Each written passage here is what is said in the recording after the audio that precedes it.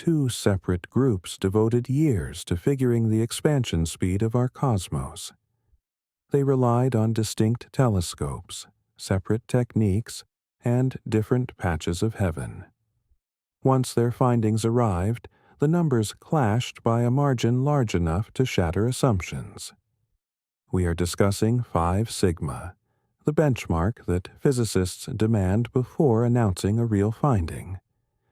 But in this case, the finding is that our complete picture of the universe contains a fracture, and the rate of expansion is just the starting point. There are peculiar patterns in the most ancient light that exists. Star systems that built too soon, too rapidly, too heavily. A cosmos less lumpy than our equations insist it ought to be. If you appreciate the content we create, subscribe and ring the bell, because what we are about to uncover reaches far deeper than anybody expected. There is a rendition of science where every piece slots into place flawlessly.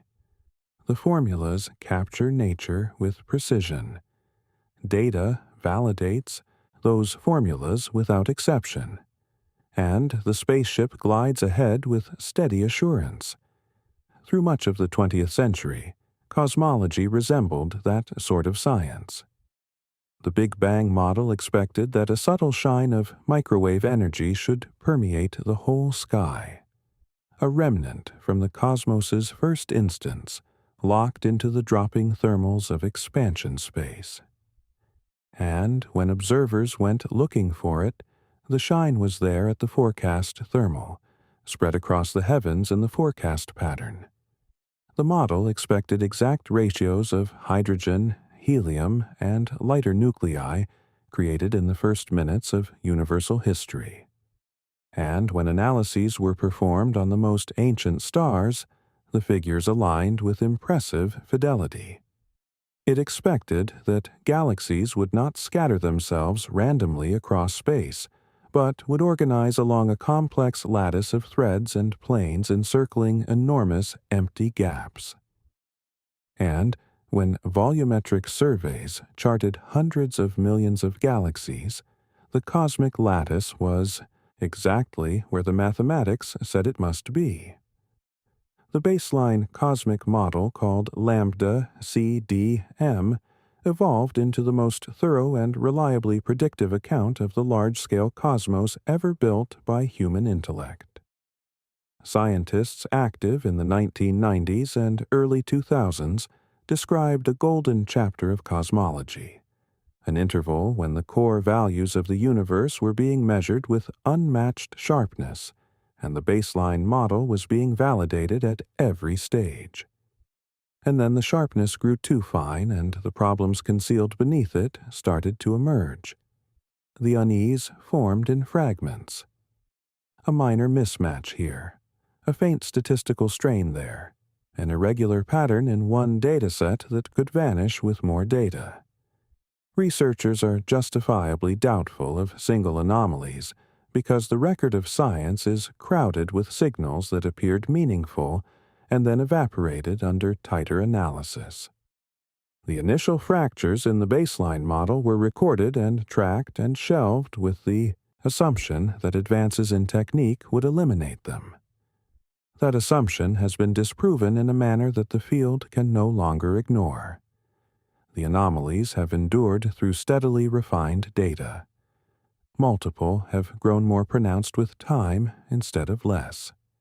And they now arrive from enough separate angles, enough varied devices, separate methods, separate events examined at separate scales, that the joint message is unworkable to credit to misfortune or procedural error in any one experiment. The narrative ahead is not a narrative of scientific collapse. Lambda CDM remains the finest chart of the cosmos we possess, and it is a remarkable chart. But charts can capture the general outlines correctly while stumbling at the precise details that count most in precise contexts. The cosmos has been inscribing amendments in the margins of the baseline model for decades. The amendments have grown too visible and too uniform to push aside any further. At the heart of the narrative is a misleadingly direct number. The Hubble constant specifies how rapidly the cosmos is expansion, how much quicker each galaxy withdraws from us for every added unit of separation between us and it. Edwin Hubble said in the 1920s that faraway galaxies are retreating from us in every direction, producing the insight that space itself is inflating outward from all points at once. Gauging the exact pace of this inflation became one of cosmology's primary fixations for the remainder of the 20th century. The imprecision was humiliating. Separate teams of astronomers could not settle on the Hubble constant within a factor of 2 for decades. And that imprecision contaminated every calculation that relied on it. The duration of the cosmos, the breadth of the visible universe, the tempo of structure assembly, the chronology of all that has ever transpired. By the early 2000s, refined devices at last reduced the imprecision to tolerable levels. The field aligned on a figure close to 70 kilometers per second for every 3 million light-year of separation, and the feeling was that the essential structure was in place. The leftover imprecision would contract further over time, and the figure would stabilize. This predicament is uncommon in the annals of measured science. Most scientific emergencies feature one reading conflicting with one predict. The Hubble tension features two exceptionally exact, fully reviewed reading efforts, employing entirely distinct physical foundations and entirely distinct data. Both are self-consistent internally. Both have been corroborated by many separate teams, and both deliver the incorrect answer in relation to each other. Resolving it demands introducing fresh physics into the model, and every suggested addition brings its own problems. What is being examined here is the correctness of two figures. More critically, it is the whole conceptual structure that links the infant cosmos to the mature one. What stabilized instead was a 5 sigma disagreement between two separate methods to gauging the identical constant. The method you use to gauge the expansion rate dictates what you discover, and the universe's two most exacting responses clash in a fashion that is statistically unworkable to wave away. This is the Hubble tension, and it occupies the epicenter of the most profound emergency cosmology has confronted since the revelation of dark energy itself. The cosmic microwave background constitutes the most ancient light accessible to us. It was emitted roughly 380,000 years following the Big Bang, once the cosmos had chilled enough for electrons and protons to merge into neutral hydrogen atoms for the initial time. Prior to that juncture, the juvenile cosmos was an impenetrable luminous plasma. Photons were unable to voyage freely because they were always deflected by the thick ocean of charged particles near them. The cosmos was locked closed to light. Then across a narrow interval of time, as thermals fell beneath, roughly 3,000 degrees, neutral atoms formed across the universe at once. The plasma dissipated. Light that had been imprisoned within the opaque haze streamed outward in every direction, starting a journey it has sustained for close to 14 billion years.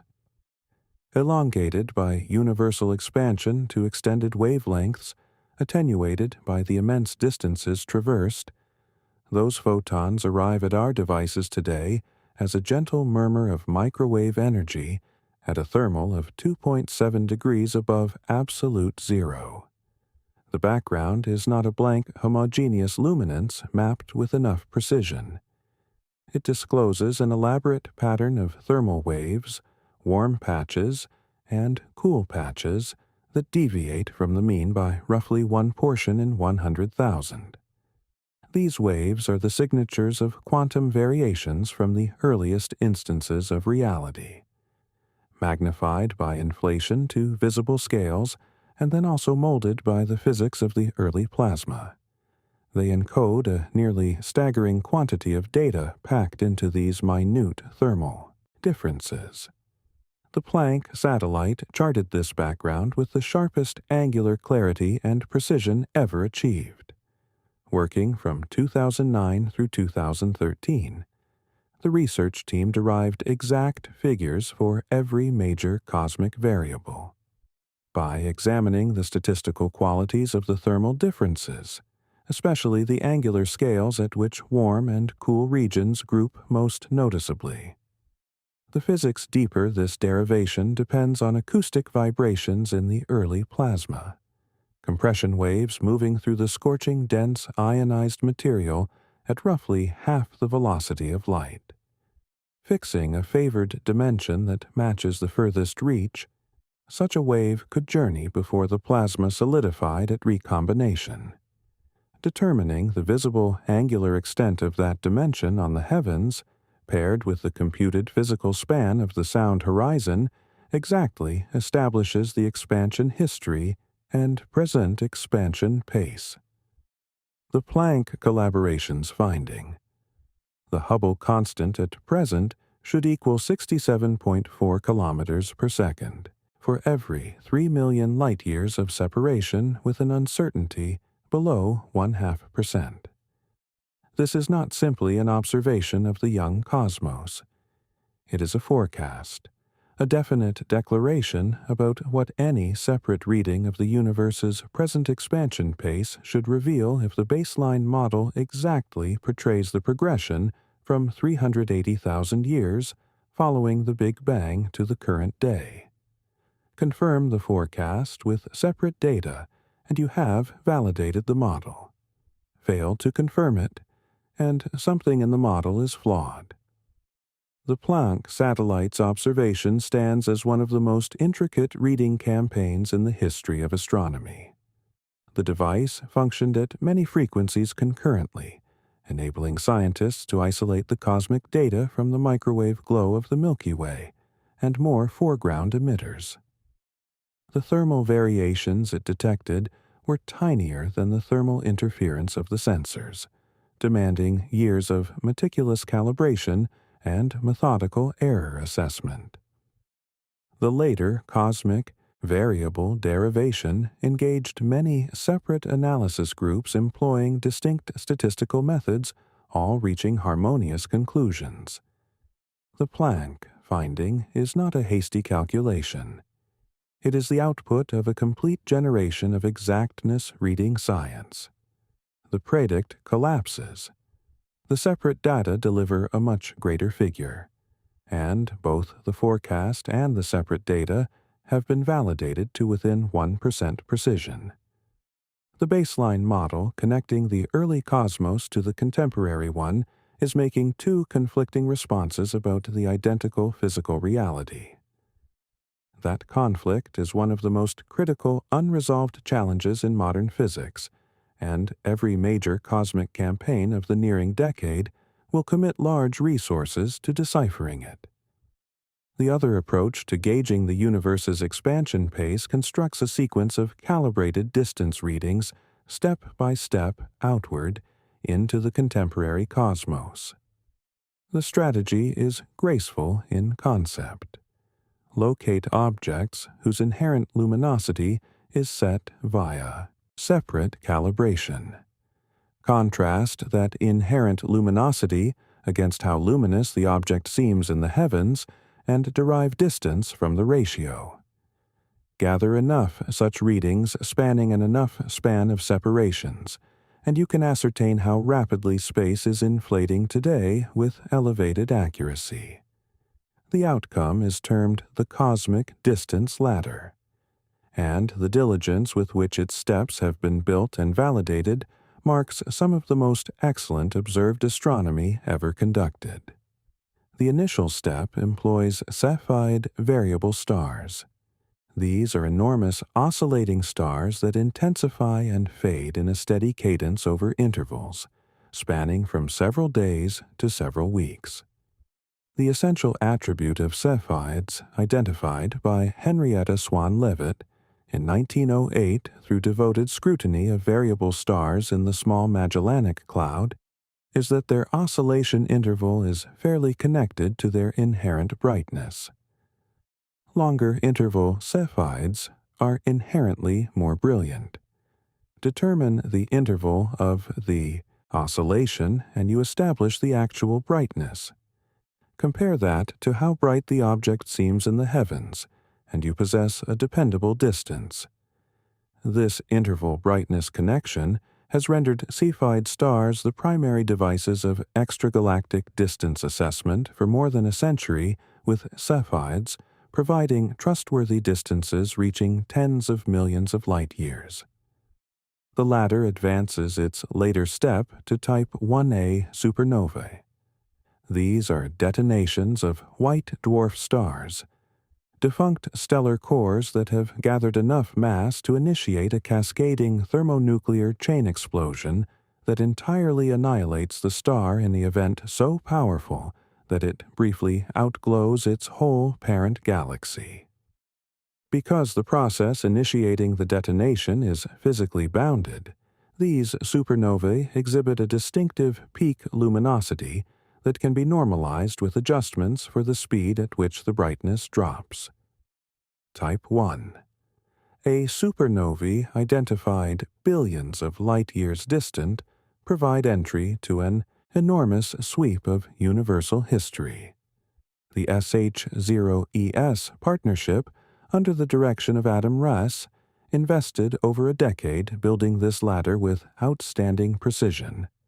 Observing hundreds of Cepheid stars across dozens of thoughtfully chosen galaxies that had also produced visible Type 1a supernovae, proving each mutual calibration through many separate checks. Their optimal recorded figure for the Hubble constant, 73 kilometers per second for every 3 million light-years of separation, with an uncertainty marginally above 1%. Many contemporary universe methods now validate figures exceeding 70 for the Hubble constant separate of the Cepheid and supernova distance ladder. Gravitational wave detections of colliding neutron stars deliver a distance calculation anchored in general relativity, only with no brightness calibration necessary. Time lags between multiply-lensed quasars, warped by closer galaxies, offer yet another autonomous pathway via an entirely separate physical process. Every one of these methods favors a greater expansion pace than Planck expects. The strain extends between a complete collection of separate contemporary universe methods and the baseline models early universe predict. 73 versus 67.4, an 8% separation. The statistical weight of this disagreement is roughly 5 sigma, the identical benchmark employed to declare the identification of the Higgs boson, the registration of gravitational waves, and more watershed achievements in contemporary physics. The James Webb Space Telescope verified the Cepheid data by resolving individual stars in dense regions that prior telescopes had merged together, examining whether stellar blending had inflated the distances artificially. It detected a genuine blending impact and found it much smaller than required to bridge the separation.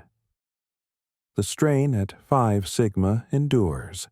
The cosmos is providing two distinct responses regarding its expansion velocity, and both responses have been on its own validated to within 1%. Vacant space is not vacant.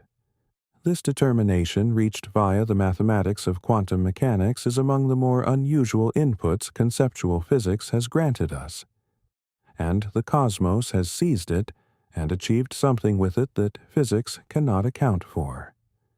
Quantum mechanics dictates that even a flawless vacuum must be saturated with perpetual commotion. The uncertainty law forbids any quantum field from reaching a condition of perfect zero energy. Instead, ephemeral particles, matched mix of a particle and its counterpart always spark into being at the boundaries of what uncertainty allows, persist for durations so fleeting they resist direct detection, and then destroy one another back into vacancy. This commotion is genuine. The Casimir effect supplies direct laboratory proof. Two neutral metallic plates positioned very near each other undergo an attractive pressure, because the limitations the plates enforce on vacuum waves between them produce an energy gap that drives the plates inward. Vacant, space resists. It carries energy.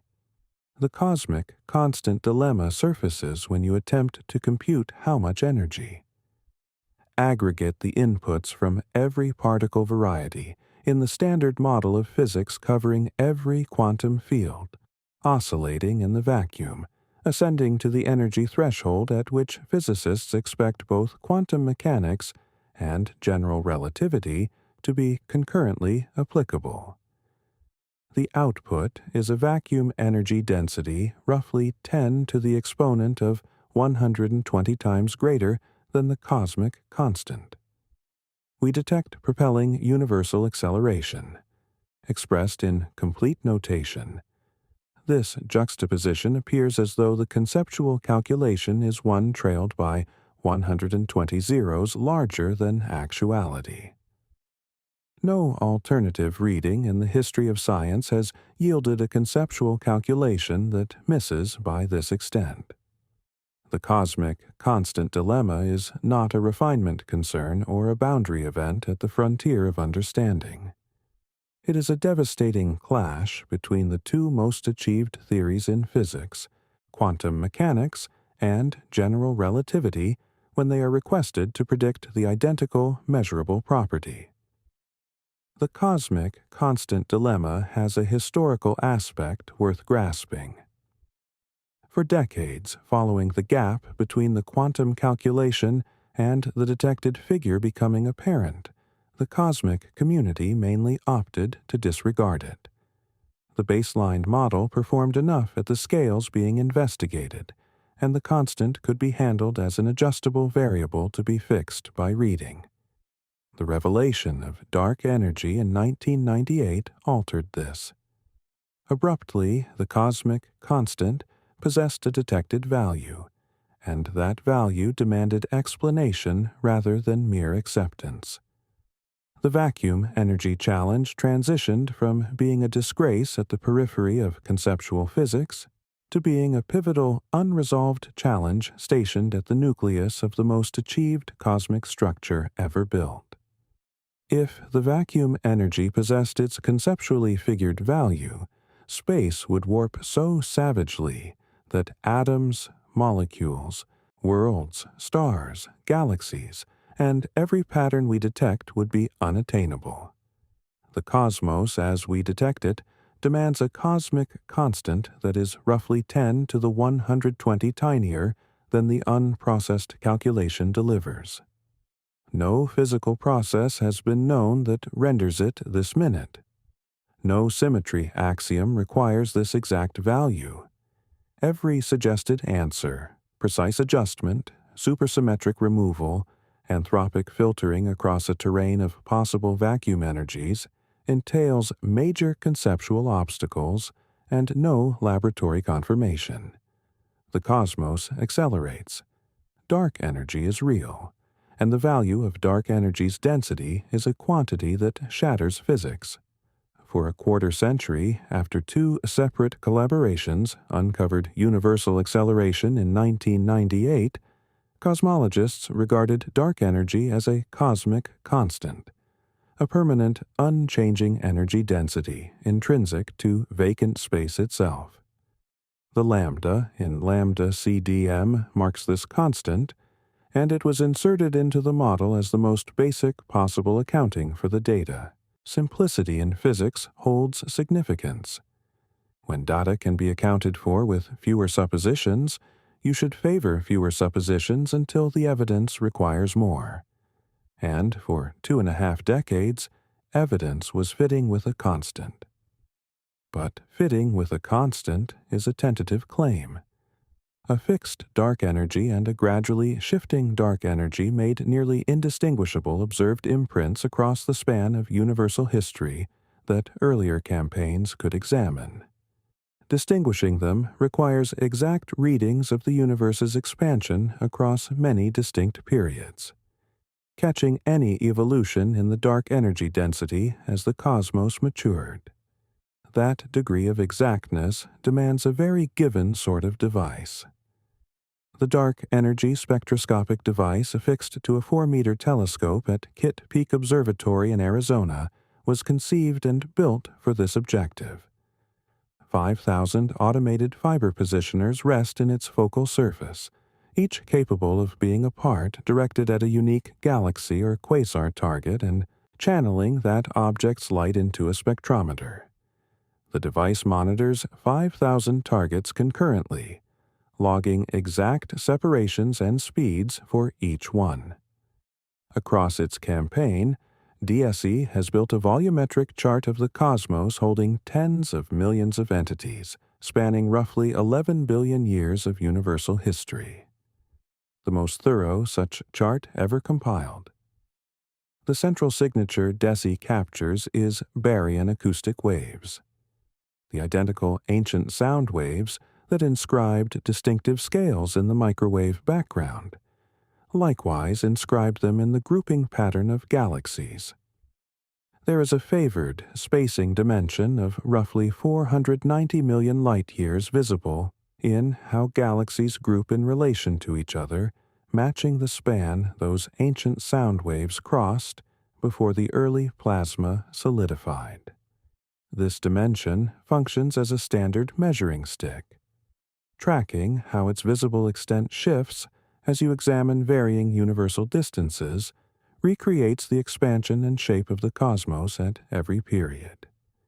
In 2024, DESI published findings from its initial large data gathering.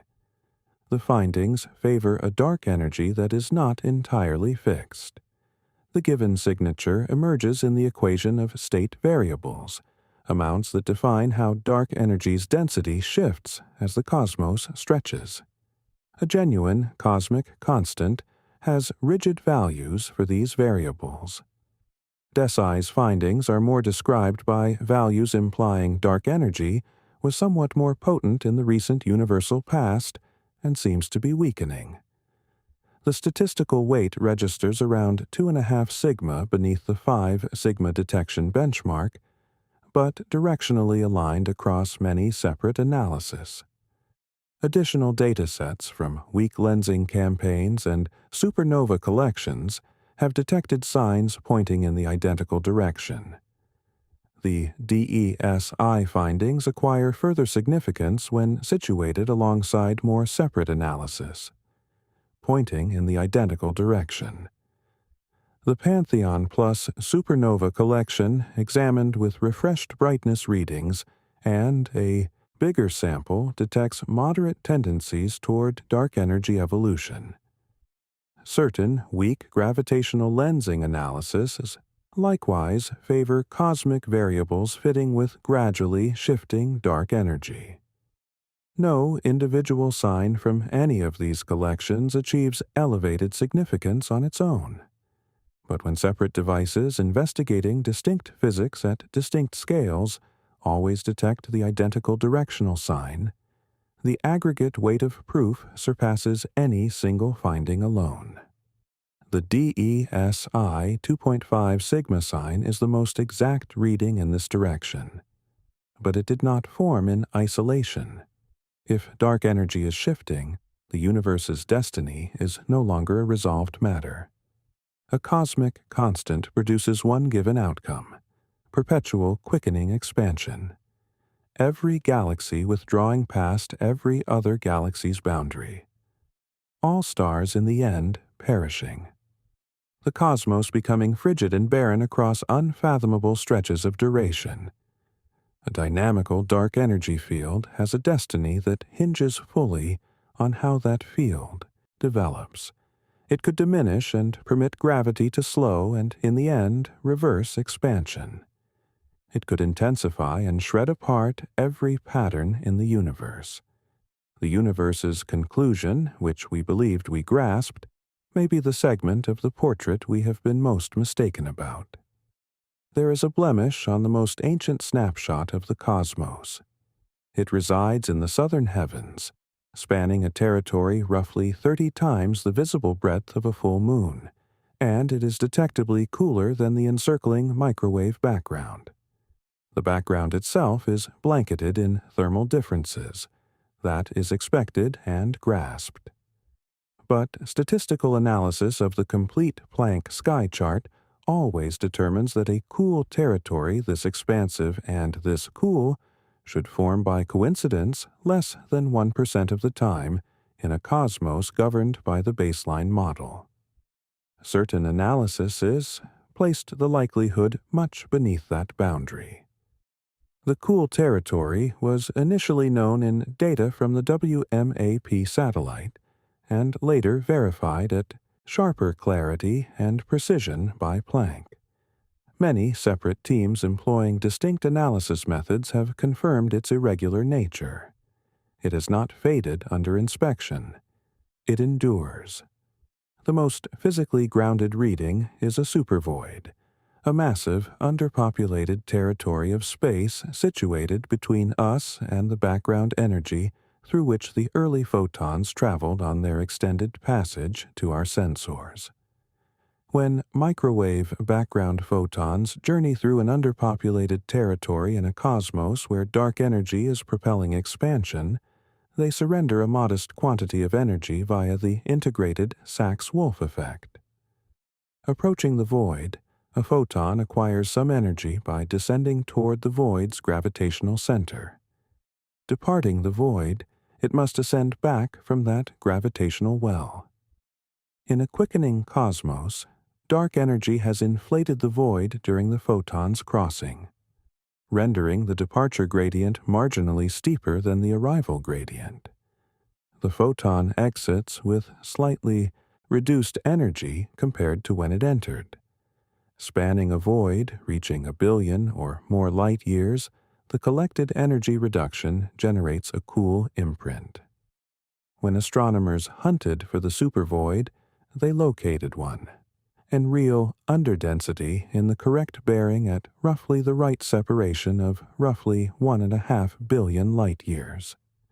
But the numerical correspondence remains disputed. Whether the detected void is physically vast enough and enough depleted to fully account for the cool territory's intensity has been strongly contested without conclusion. Certain analyses determine the figures reconcile. Others detect a considerable deficit that demands a more account beyond a supervoid in isolation. Grasping the integrated Sachs-Wolf effect is crucial for grasping why the cool territory is hard to dismiss.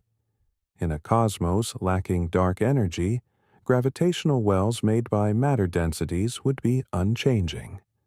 A photon nearing a density would acquire energy dropping into the gravity well, and surrender the same energy ascending back out for a net outcome of nothing.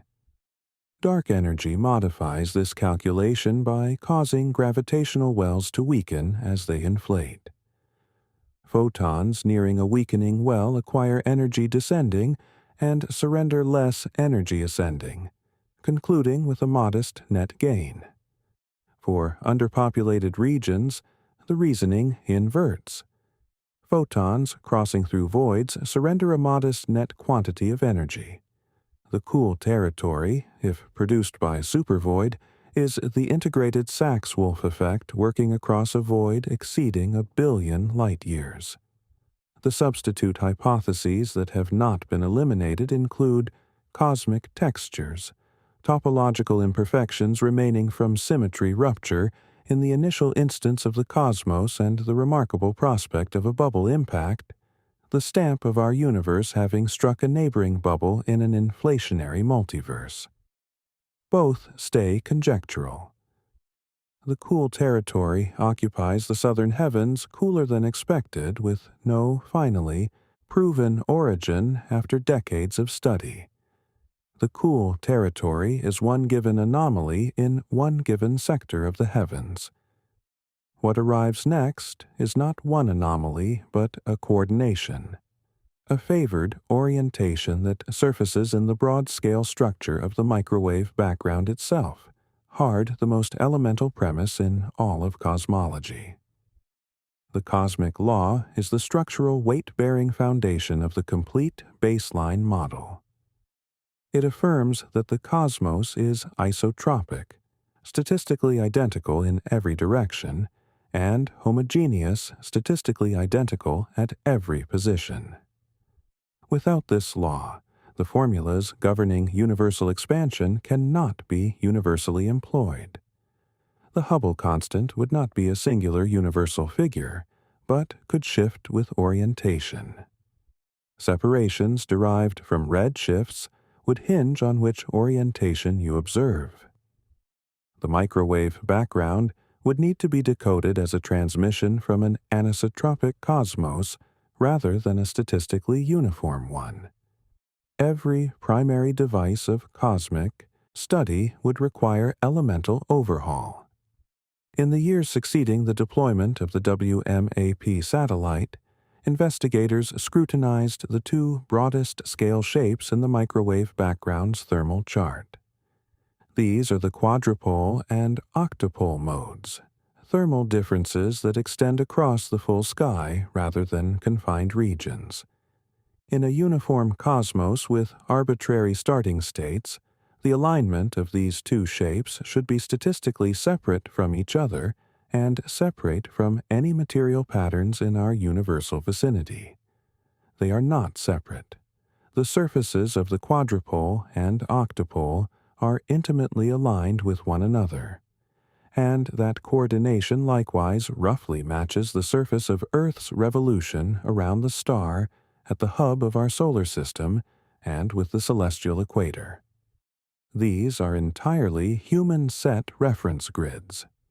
The microwave background imprinted with data about the cosmos at 380,000 years of age cannot recognize the revolutionary surface of the planets. The likelihood of this given coordination emerging by arbitrary chance under the baseline model is below 1%. Scientists who identified it called it the axis of evil, a purposefully inflammatory name highlighting how anomalous the coordination appears in a cosmos that should possess no favored orientation. The axis of evil has driven study into whether the cosmos might exhibit a non-standard topology, a configuration that curves back upon itself in given fashions. If the cosmos is bounded and compact enough for its limits to be visible within our visible boundary, the broadest scale shapes in the microwave background would display given links. Paired circles of matching thermal pattern materializing in couples on opposing sides of the heavens. Like the manner a bounded chamber would reveal your own spine to you if you gazed enough far ahead. Investigations for these circles in Planck data have not found them at the scales where they would be most readily apparent, but they have not excluded every possible topology.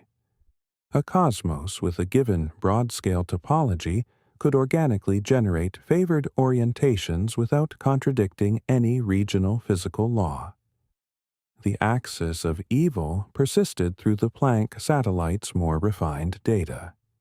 Over 20 years of analysis employing distinct foreground separation strategies and distinct statistical forms have not resolved it as an observed artifact.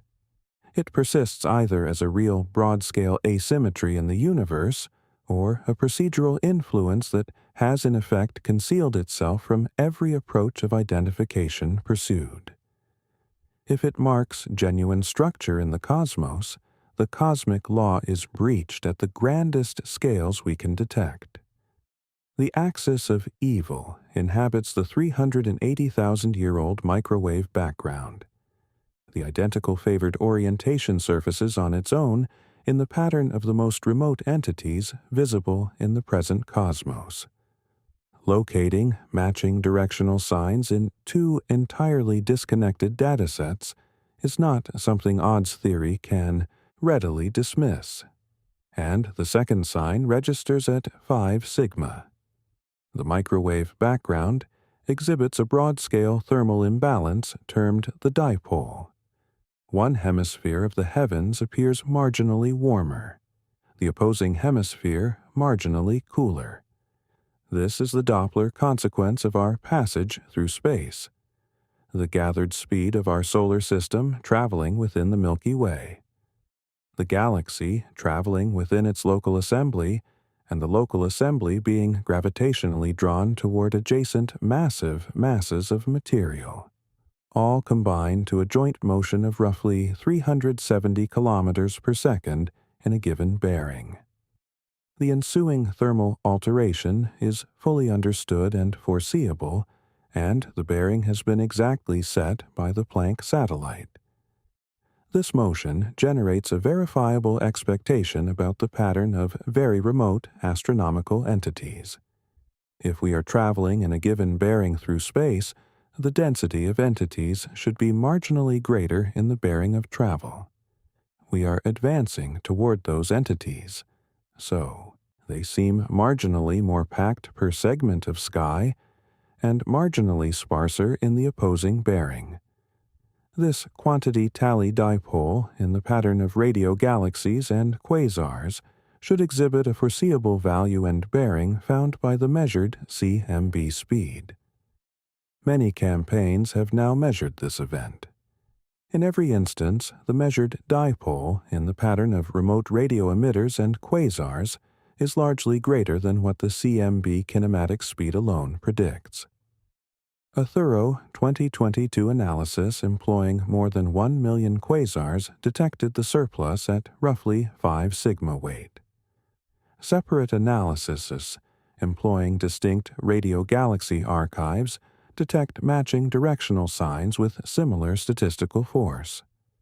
The accounts for this surplus are constrained.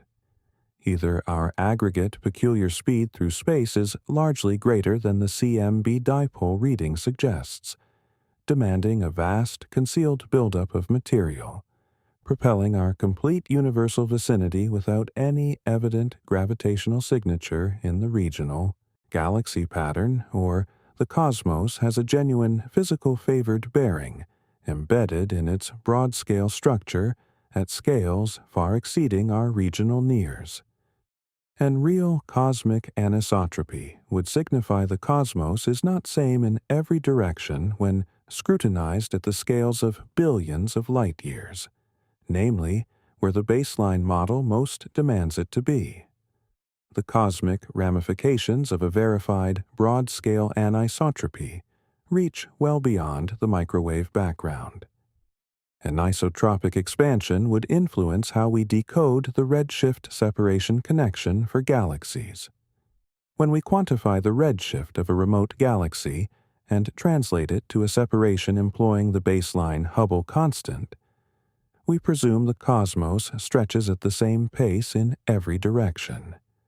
If the expansion pace fluctuates with bearing, the derived separations to entities in various segments of the heavens would be reliably distorted in a bearing contingent fashion. The complete separation model that cosmologists employ to quantify dark, energy, the duration of the cosmos, and the broad-scale structure of space would need to be adjusted for the anisotropy before major findings could be obtained. 3 separate anomalies: the axis of evil in the background energy, the cool territory in the southern heavens, and the dipole surplus in remote radio emitters are all showing in the identical broad bearing. That is the variety of alignment that requires clarification. In 1975, Vera Rubin and Kent Ford released a study about the revolution of stars in spiral galaxies that would in the end overturn one of the most fundamental premises about what the cosmos is composed of. Their input was not divisive in the manner revolutionary concepts are occasionally greeted with swift animosity. It was more silently devastating. A collection of data so meticulous and so uniform that it afforded no space for dispute about what it shone, only about what it signified. The pattern was direct. Astronomers have grasped since Newton that bodies, revolving around a central mass, should travel at speeds that depend on how much mass rests interior to their revolutions. Worlds near a heavy central star revolve rapidly. Worlds distant from it revolve gradually. The exterior worlds of our personal stellar system drift around their circuits at a tiny portion of the velocity of the interior ones. This connection between revolutionary velocity and separation from the central mass is a direct product of gravity, and it should function identically well for stars revolving inside a galaxy. Stars distant from the galactic hub, where the bulk of the shining mass is gathered in the luminous central density, should revolve more gradually than stars positioned nearby. The revolutionary velocity should decrease with separation from the hub, producing what astronomers designate a Keplerian fall-off. Rubin and Ford measured the revolutionary speeds of stars at varying separations from the hubs of multiple spiral galaxies. Anticipating confirmation of this fall-off, what they uncovered instead was that the velocity profiles were level. Stars in the exterior limbs of galaxies were revolving at mainly the same velocity as stars adjacent to the luminous concentrated hub.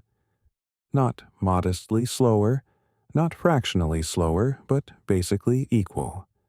And the level revolution profiles stretched outward to the furthest boundaries of the visible stellar plate with no sign of descending. A star revolving at those speeds. That distant from the galactic hub with only the visible material to restrain it would break free. The visible mass of a galaxy is deficient by a large ratio to maintain exterior stars gravitationally captured at the speeds that are detected. Something more must be supplying the gravitational pull. That something must be weighty. It must reach much past the visible plate in a roughly spherical envelope. And it must be invisible at every wavelength then accessible. Rubin and Ford had uncovered the most immediate observed proof for what would develop into one of the leading ideas in contemporary cosmology, dark matter.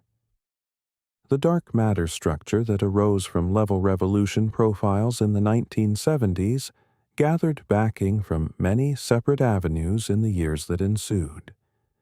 Gravitational lensing, the curving of light by mass, supplied an entirely separate method to assess the aggregate mass of galaxies and clusters. And the lensing deduced masses regularly surpassed the visible mass. The statistical distinctives of galaxy grouping in extensive campaigns could only be replicated in models that included cold dark matter. The thermal waves in the cosmic microwave background were exactly foretold by models holding dark matter and collapsed entirely without it. Dark matter evolved into a forecast validated by entirely distinct methods in entirely distinct settings, solidifying its fundamental position in the baseline cosmic model. The decades that ensued made both remarkable conceptual success and lasting observed shortcomings, and appreciating both is vital to appreciating why the dark matter account is more intricate than the educational texts first indicated. Cold, dark matter. Particles that were traveling gradually at the moment of their creation, interacting solely via gravity and possibly the weak nuclear interaction, predicts the broad-scale structure of the cosmos with extraordinary precision. Cosmological calculations employing cold dark matter generate cosmic lattices of galaxies, threads, and gaps that correspond to data at scales of hundreds of millions of light-years and greater. The microwave background frequency spectrum, the baryon acoustic oscillation dimension, the galaxy grouping numbers from thorough campaigns, all are properly described by models where the dark matter is cold and non-interacting. But magnify from the universal dimension to the dimension of given galaxies, and the forecasts begin conflicting with data in given reproducible fashions.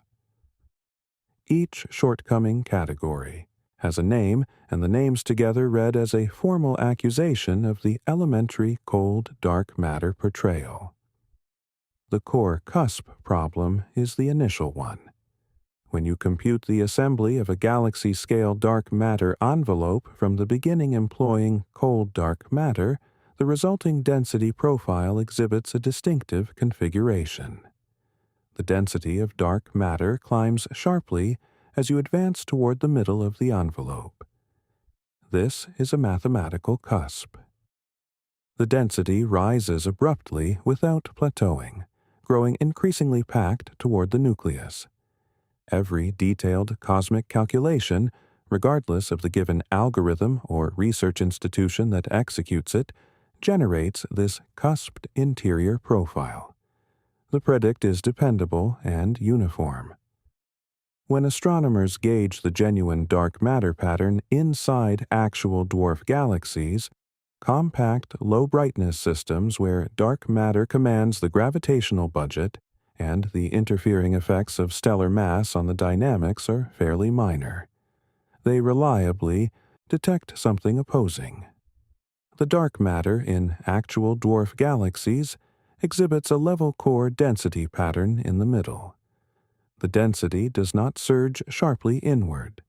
It plateaus into a territory of roughly constant density that can stretch multiple hundred light-years across. Cusps are foretold. Cores are always detected.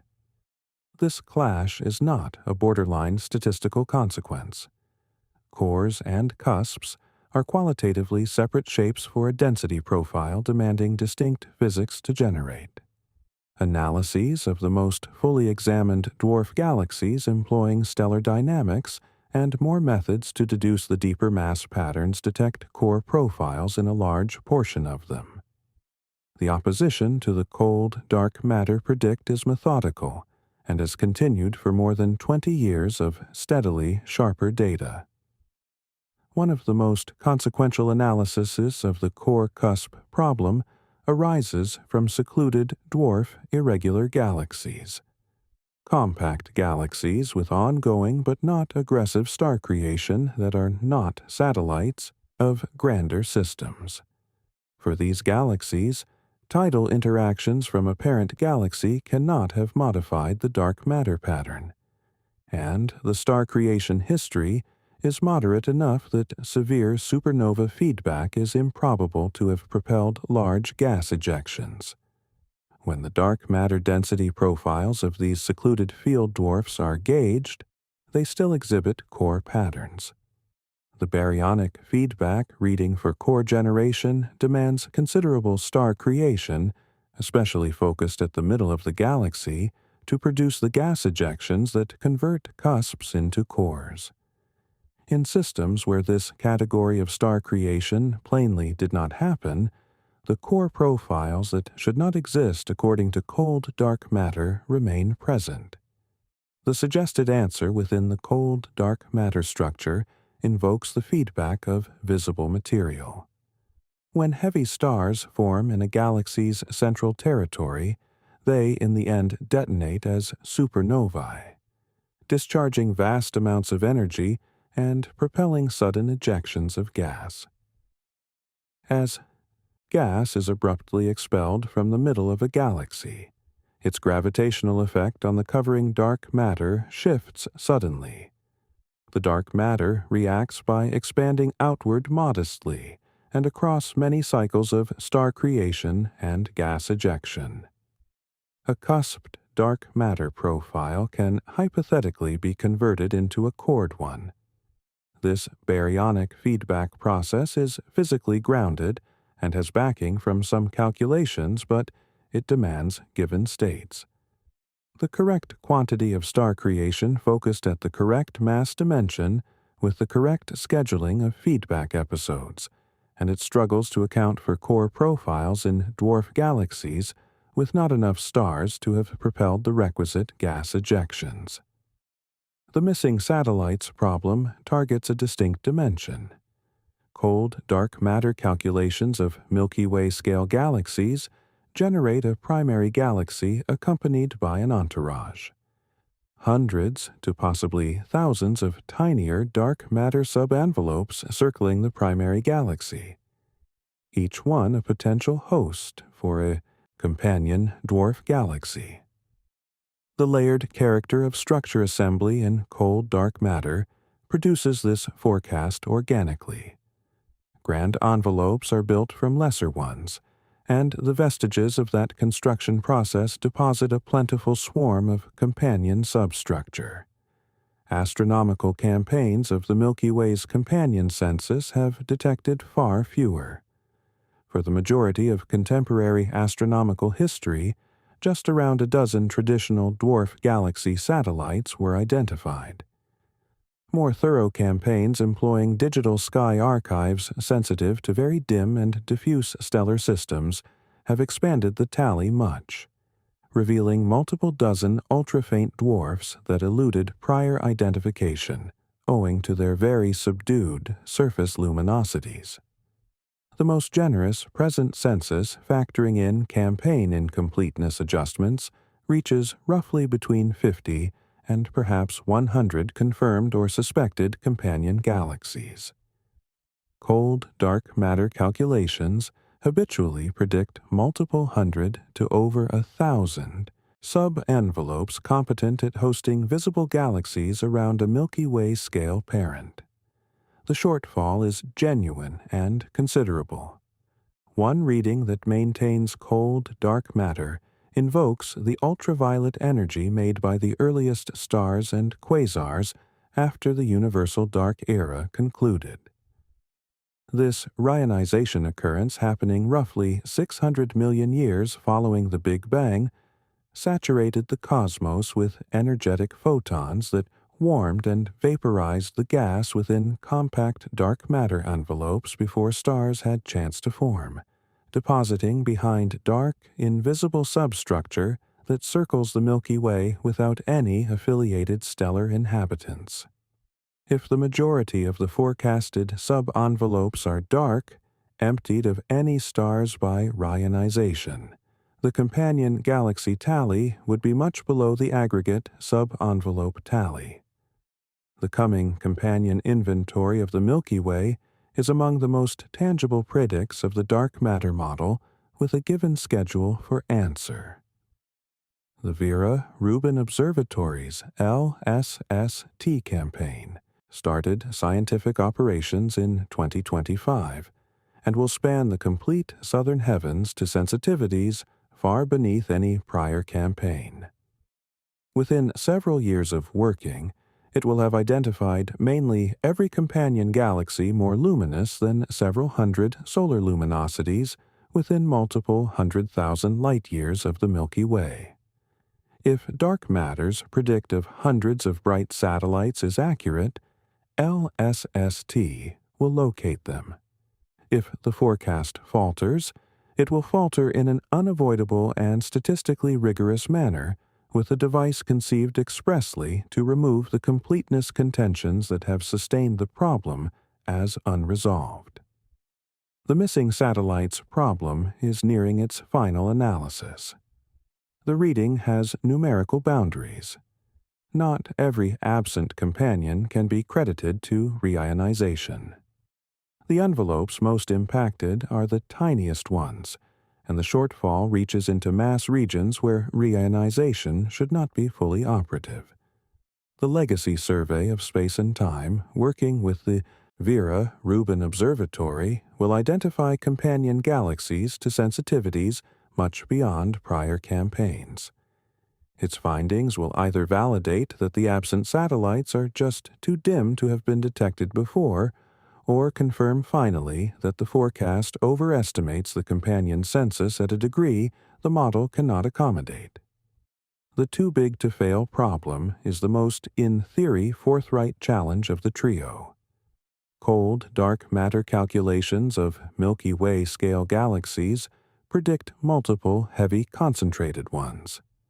Dark matter patterns with such profound gravitational basins that the processes invoked to suppress star creation in lesser envelopes plainly cannot function here. These heavy sub-envelopes are too grand for Reichenization to vaporize their gas. They are too grand for stellar feedback to derange their structure. They are, in the vocabulary of the problem, too large to have neglected to produce luminous, readily identifiable galaxies. Yet, when astronomers inspect the genuine companion, galaxies of the Milky Way, and gauge their interior dynamics, the detected satellites reliably possess less packed dark matter in their cores than the heaviest foretold subenvelopes. The concentrated, compact subenvelopes that calculations situate at the summit of the mass hierarchy around the Milky Way plainly do not match any detected companion.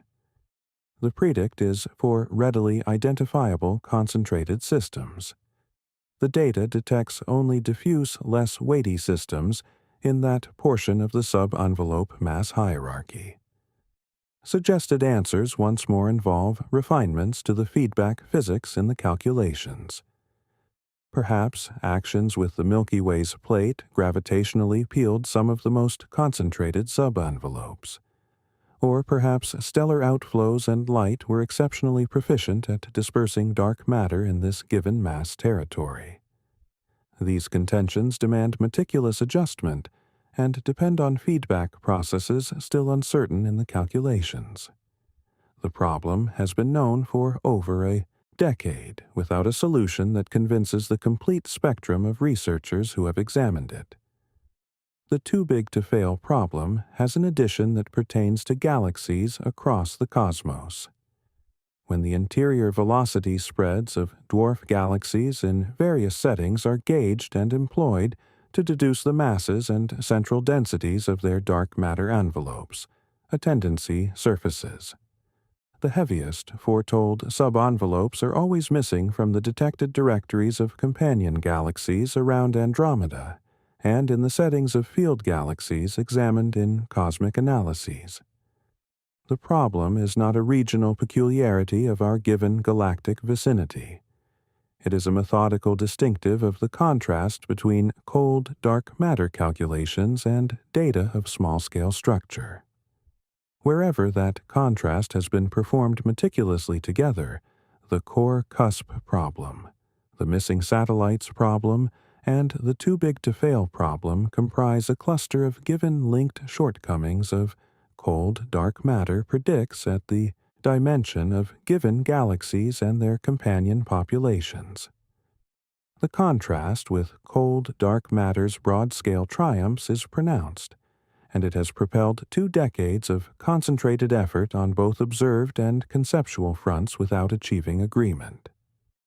In 1983, Mordechai Milgram advanced a revision to Newton's gravity law that functions especially in domains of very feeble gravitational acceleration.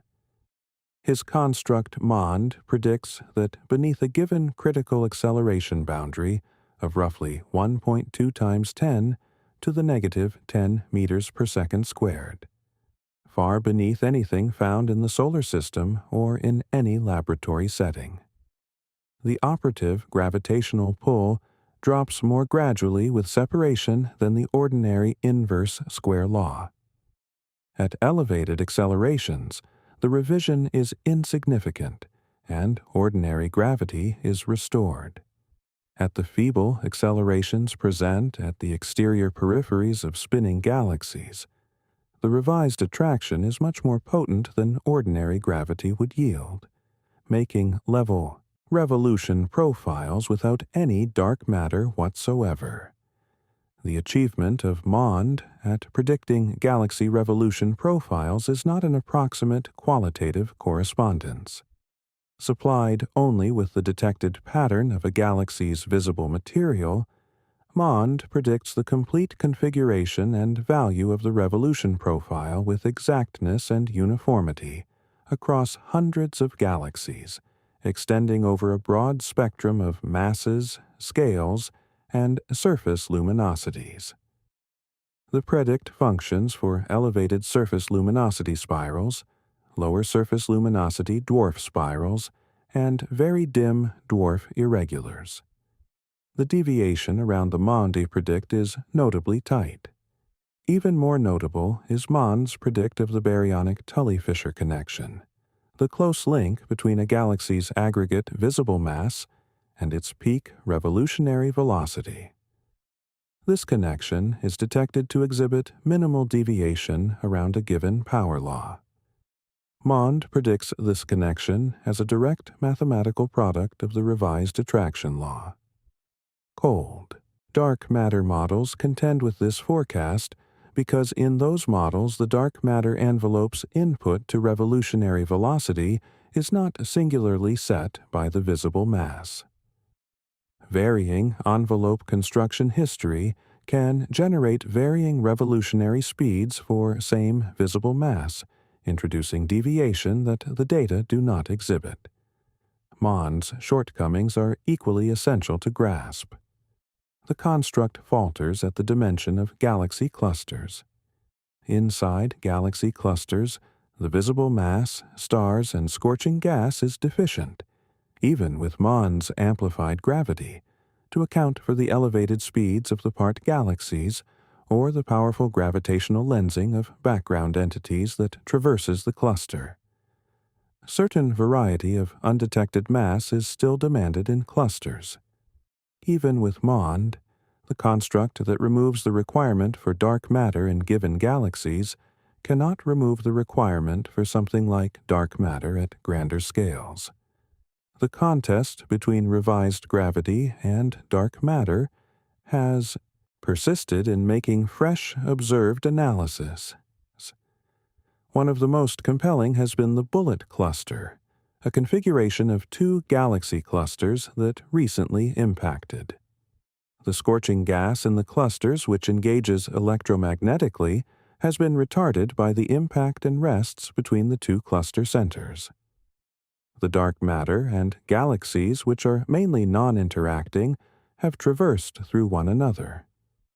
Gravitational lensing charts of the aggregate mass pattern reveal the mass summits displaced from the scorching gas and matching with the galaxy densities where dark matter parts would reside after traversing through one another without engaging. This spatial division between the detected gas and the gravity mass is very hard to reconcile with revised gravity, which connects the gravitational pull directly to the pattern of baryons. The bullet cluster is regularly referenced as the most compelling singular piece of proof for particle dark matter. The more fundamental problem is the lack of a thorough relativistic theory. Mond, in its initial configuration, cannot generate predicts about the microwave background or broad-scale structure because those occurrences demand general relativity expanded to universal scales. Endeavors to construct a relativistic edition of Mond, most TeVes, have found severe limits from gravity wave data. The detection of gravitational waves from colliding neutron stars by LIGO in 2017 confirmed that gravitational waves travel at the velocity of light to extraordinary exactness. Multiple Mond-like relativistic forms foretold a distinct travel velocity, situating them in direct opposition with this finding. The contest between revised gravity and dark matter persists as active, but dark matter presently commands the leading standing. The S8 tension is less renowned than the Hubble tension, but similarly genuine, and the pair of anomalies combined indicate that the baseline model exhibits methodical shortcomings at many tiers of the universal Structure hierarchy. The variable S8 is a fusion of the matter density of the cosmos and the value of density waves. How strongly material has grouped together on broad angular scales. Combined, these describe the aggregate quantity of structure that has developed across universal duration under the effect of gravity. The Planck satellite's microwave background analysis furnishes an exact predict for S8. Now, direct readings of the contemporary cosmos always detect a lower figure. The observed method for the contemporary cosmos S8 reading is weak gravitational lensing. Light voyaging from remote background galaxies is delicately redirected by the gravity of every material it traverses on the route to our telescopes, dark and ordinary material equally. This redirection induces the background galaxies to seem faintly warped in configuration, elongated and distorted by amounts too minute to perceive in given galaxies, but visible as a statistical sign in the linked configuration, distortions of millions of them concurrently. By charting these configuration links across extensive segments of sky, investigators recreate the pattern of every material between us and the background galaxies. 3 large separate campaigns have each measured S8 from distinct segments of sky with distinct telescope shapes managed by distinct groups. The Kilo Degree Survey in Europe, the Dark Energy Survey in the United States, and the Hypersuprime CAM initiative in Japan have each delivered S8 figures, roughly 2 to 3 sigma beneath the forecast from the Planck microwave background analysis. The convergence among 3 separate datasets employing 3 separate devices is a robust signal that the tension mirrors a genuine physical clash rather than an observed artifact given to any lone experiment. The cosmos is less grouped than the baseline model declares it ought to be. Something has dampened the development of broad-scale structure compared to what gravity acting on the starting states set by the microwave background should have made. Suggested readings include heavy neutrinos which stream away from density waves and dampen small-scale structure development if their masses approach the upper boundary of present observed limits.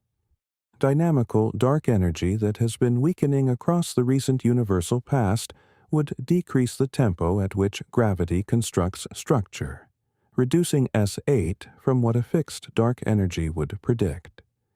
Certain variety of action between dark matter and dark energy in which energy transfers between the two ingredients modify both the expansion history and the structure development tempo can decrease both the Hubble tension and the S8 tension, concurrently in given regions of variable space, though no such model has been validated.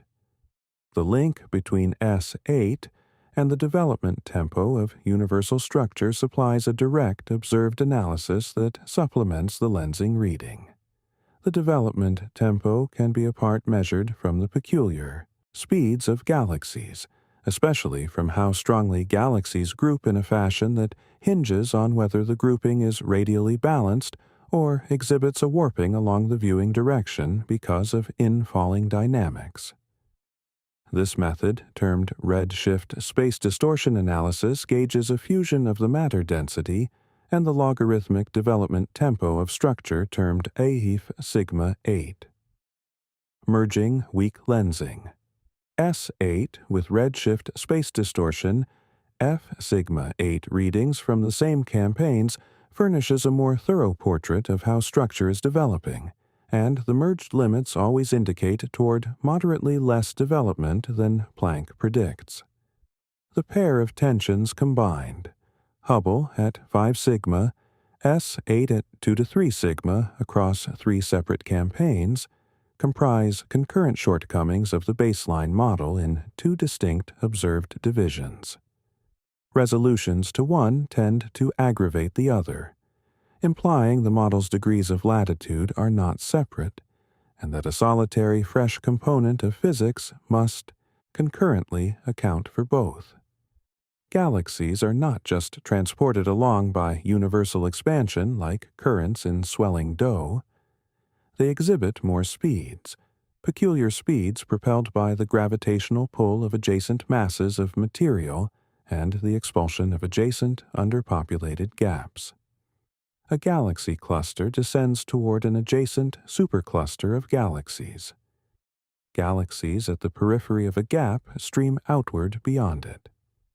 The statistical distinctives of these more motions, how large they are, how extensively they persist as coherent, which bearing they indicate, are given predicts of the baseline model. The central predict for broad scales is that coherent joint motions should decrease swiftly above a dimension of roughly 300 to 400 million light-years. At grander scales, the cosmos should be enough uniform that there is no joint-favored bearing for streaming. Any enough expansive volume of galaxies should exhibit peculiar speeds that average out to roughly nothing, because the gravitational landscape is same in every direction at those scales. In 2008, a research group published proof for a joint flow reaching across multiple billion light-years in a uniform bearing far exceeding the dimension where lambda CDM expects coherent streaming. They employed the kinetic Sunyaev-Zeldovich effect, a delicate distortion that traveling galaxy clusters impress on microwave background photons traversing their scorching gas as their indicator.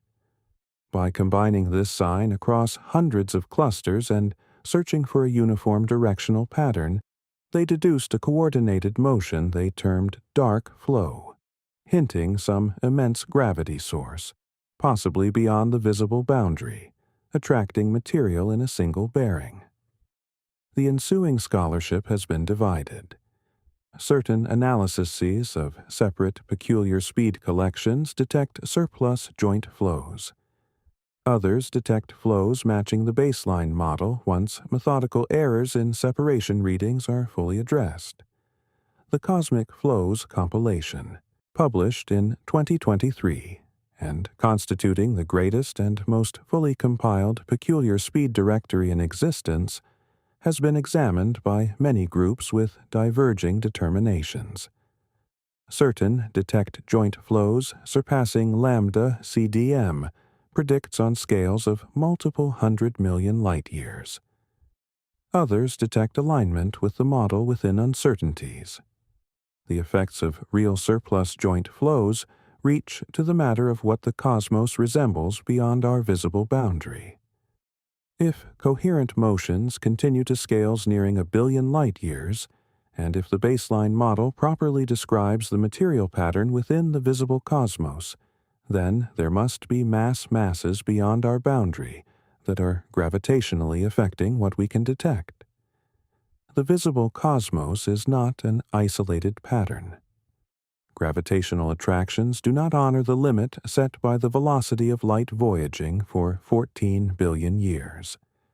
Formations that formed beyond our boundary during the inflationary period can still apply gravitational pulls on material within our boundary, possibly propelling coherent motions that possess no recognizable origin within the visible expanse. The strain is not settled. If real surplus joint flows exist on scales nearing 1 billion light-years, they could signal gravitational pull from patterns beyond our observed scope. Genuine, broad-scale deviations from uniformity, or methodical artifacts in how separations are measured.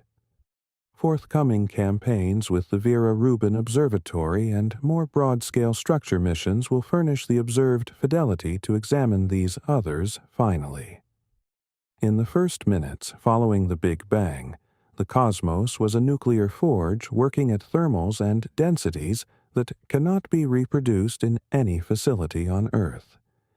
The states were enough to combine free protons and neutrons into the most elementary atomic cores.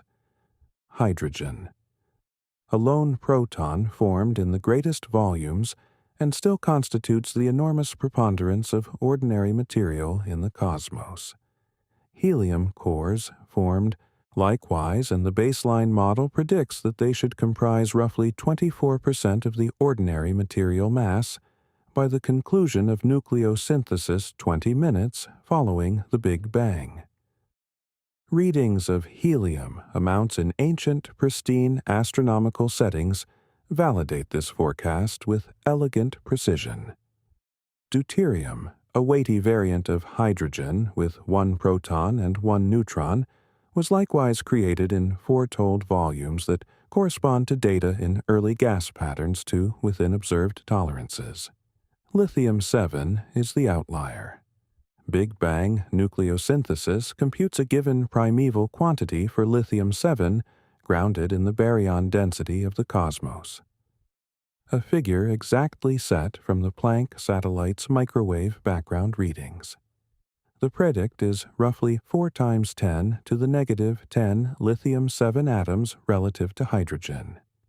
When astronomers gauge lithium-7 in the most ancient known stars, population 2 stars, formed from substance scarcely altered by prior stellar generations, retaining nearly the initial primeval makeup, they always detect a quantity roughly 3 times beneath this forecast. These ancient stars establish what is termed the Spite Plateau, across a broad spectrum of stellar thermals and chemical abundances. The detected lithium-7 quantity resides at a uniform figure that is much beneath the nucleosynthesis predict. The plateau itself is proof that the lithium in these stars mirrors a primeval quantity rather than a modified one. The uniformity across varying stars argues against large methodical reduction. Yet the plateau figure and the forecasted figure clash by a ratio of 3. This clash has continued for over 20 years. 3 classifications of reading have been investigated. Initially, lithium could be gradually eliminated inside stars via mixing operations that transport substance from the exterior down to warmer interior strata where lithium combusts. The Spite Plateau restricts how consistent this operation must be across highly varying stellar classes, which establishes firm boundaries on how productively it functions. Additionally, laboratory readings of the nuclear reaction probabilities employed in nucleosynthesis calculations could be mistaken at the applicable energies, though specialized experiments have polished these without settling the clash. Finally, fresh physics working in the first 20 minutes of the cosmos. Unusual particle disintegrations, altered nuclear physics, non-standard thermal history, could have modified lithium generation or removal in manners not covered by the baseline nucleosynthesis structure. The lithium problem has an observed subtlety that renders it more resilient than it might initially seem. The Spite Plateau, the uniform lithium quantity detected across a broad spectrum of ancient stars of varying thermals and makeups, is itself proof that the lithium in these stars has not been much reduced from its initial figure. If stellar blending were removing lithium inside these stars, the degree of reduction would be expected to correlate with stellar traits like thermal and spin velocity, making a spectrum of lithium amounts rather than a plateau. The extraordinary levelness of the plateau contends that the detected figure is the early one, not a lower remnant. If the plateau embodies the early quantity, then the nucleosynthesis predict is mistaken by a ratio of 3, and the reading must reside in the physics of the first 20 minutes of the cosmos. The lithium problem is not the most spectacular anomaly in this account, but its continuation across 20 years and its position in one of the most, in theory, pristine and bounded divisions of cosmology grants it outsized weight. It is a problem that should have been settled by now. At the most fundamental plane, The universe's continuation as a location filled with substance rather than barren energy is itself an anomaly that the baseline model cannot clarify. The Big Bang made energy in parts. The essential symmetry between substance and anti-substance in the standard model of particle physics implies that it should have made them in matching volumes. One part for every antipart. When substance and anti-substance converge, they obliterate into pure photons, transforming all their mass into energy. If the Big Bang had been flawlessly balanced, every proton would have found its antiproton counterpart, every electron its anti-electron, and the cosmos would have obliterated itself fully into a torrent of photons with no substance lasting, no atoms, no chemistry, no stars, no worlds, nothing. The cosmos is not barren. The cosmos is replete with substance. For every billion antiparts in the early cosmos, there was one surplus substance part, a relative imbalance of one portion in a billion that endured all the obliterations. That one surplus part in a billion, amplified across the complete visible cosmos, made every atom of substance that has ever formed. Every star, every world, every molecule of every breathing organism. Where did that one in a billion arise? The standard model does include a minor breach of the symmetry between substance and anti-substance termed CP violation, measured exactly in given weak interaction processes involving specific mesons. This CP violation is real and experimentally validated, but it is deficient by many orders of value to produce the detected substance anti-substance gap. The standard model CP violation is negligible as a clarification for the survival of substance, something exceeding the standard model. Fresh physics that functioned in the first instance following the Big Bang must have produced the gap.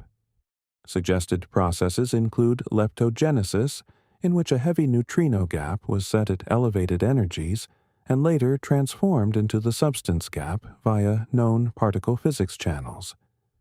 Electroweak baryogenesis, which would demand the electroweak phase transition to have been turbulent and first order rather than the gradual crossover. The standard model predicts for the observed, Higgs mass and more non-standard proposals involving fully novel particle domains engaging with the known one. The pursuit for baryogenesis processes is deeply linked to pursuits for fresh particles at accelerators. But the connection is nuanced. Most baryogenesis proposals demand heavy particles that disintegrated in the first instance of the cosmos.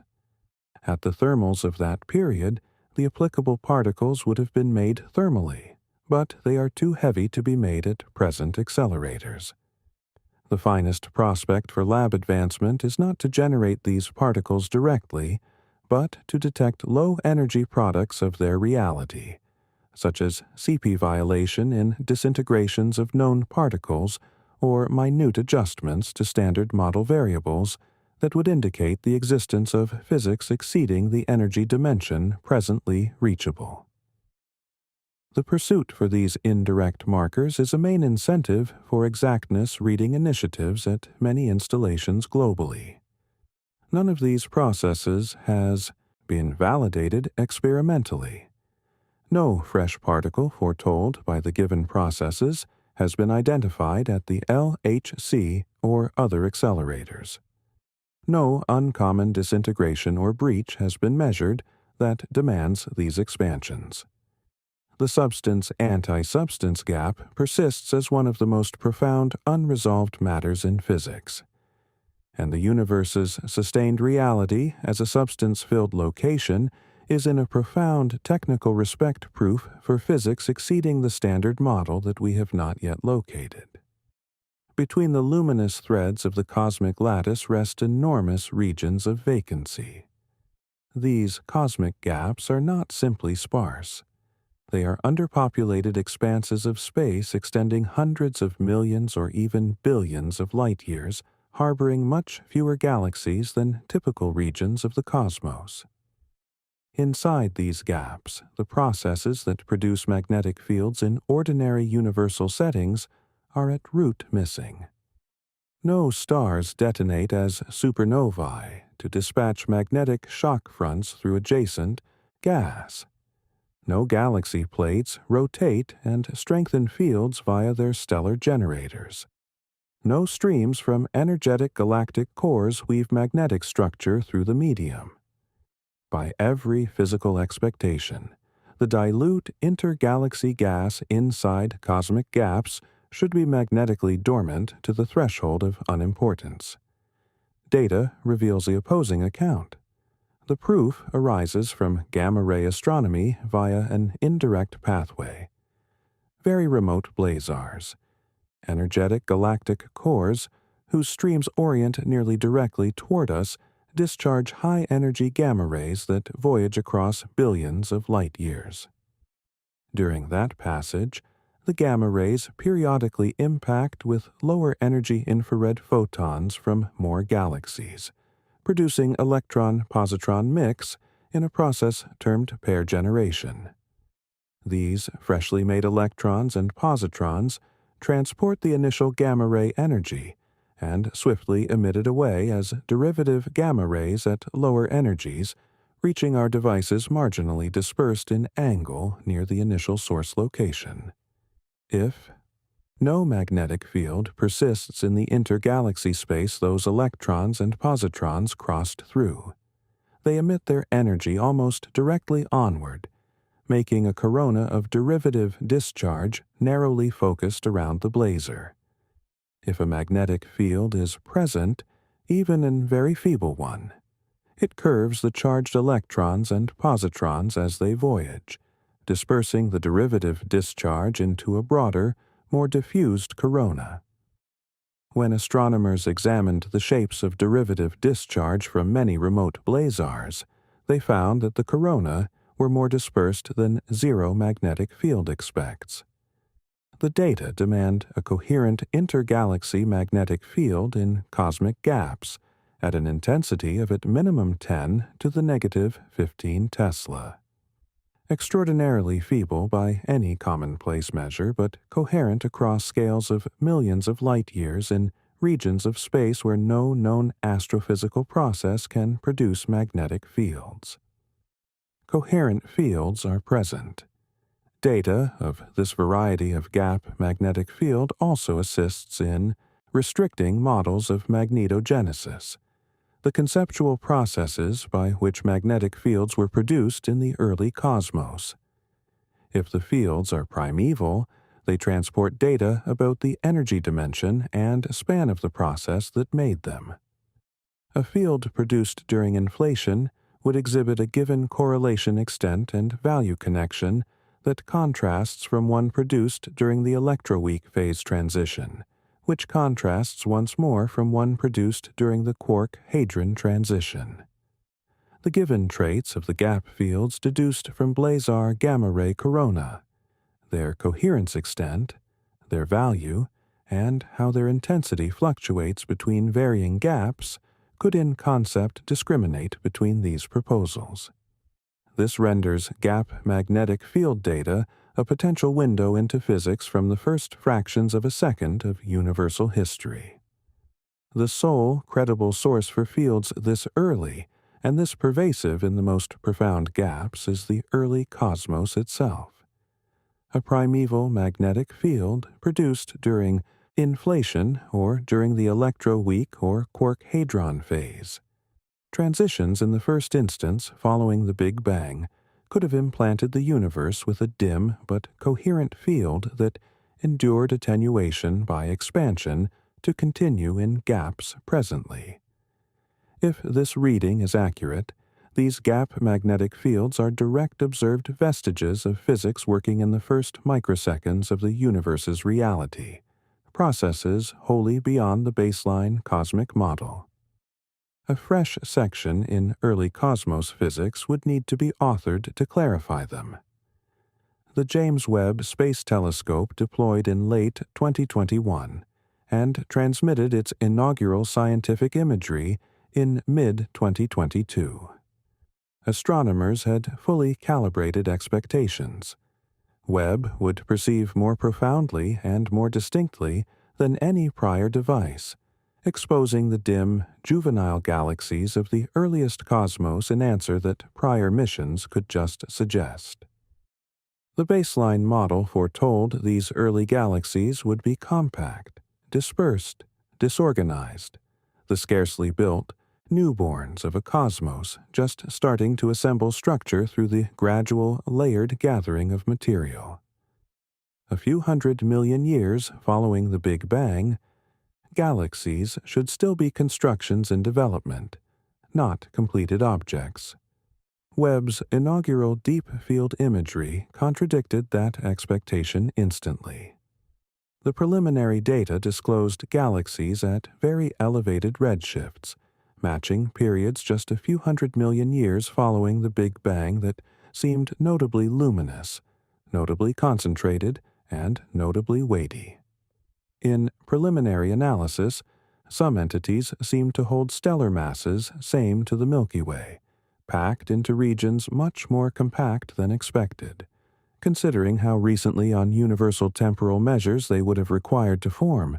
The quantity of these unexpectedly heavy early entities surpassed conceptual predicts by ratios of 10 or greater in some analysis. Subsequent effort has polished the preliminary enthusiasm with thorough analysis.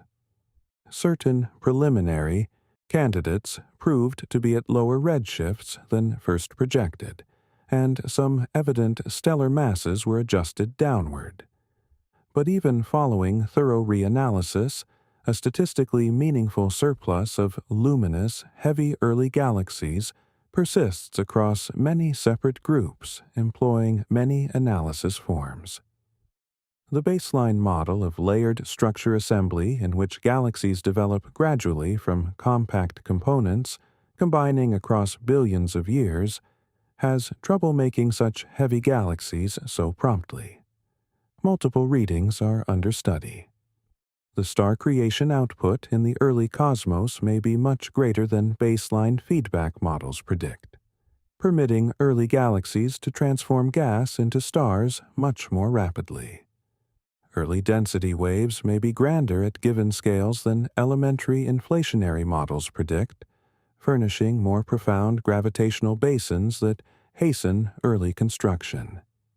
Heavy seed black holes formed in the inaugural universal instance could have propelled swift star creation via their vigorous feedback.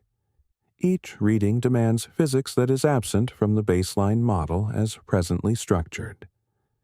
The Webb data of early heavy galaxies have also disclosed unexpectedly heavy black holes in the nuclei of some of these patterns. Energetic galactic cores radiating at brightnesses that suggest black hole masses of hundreds of millions to billions of solar masses at periods less than a billion years following the Big Bang. Baseline astrophysical models of black hole development via accretion contend to generate black holes this heavy so rapidly.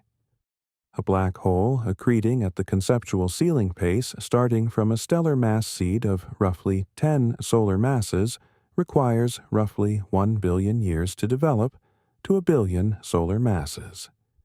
Detecting billion solar mass black holes at durations of 700 million years suggests either above ceiling accretion tempos or much heavier starting seeds, or both. The Webb findings have rendered the challenge of early black hole assembly much more pressing. The Webb anomaly is recent. The field is still handling its effects, but the tendency is uniform with many more signs that have been building for years. Something regarding the universe's early structure assembly is not matching to our model.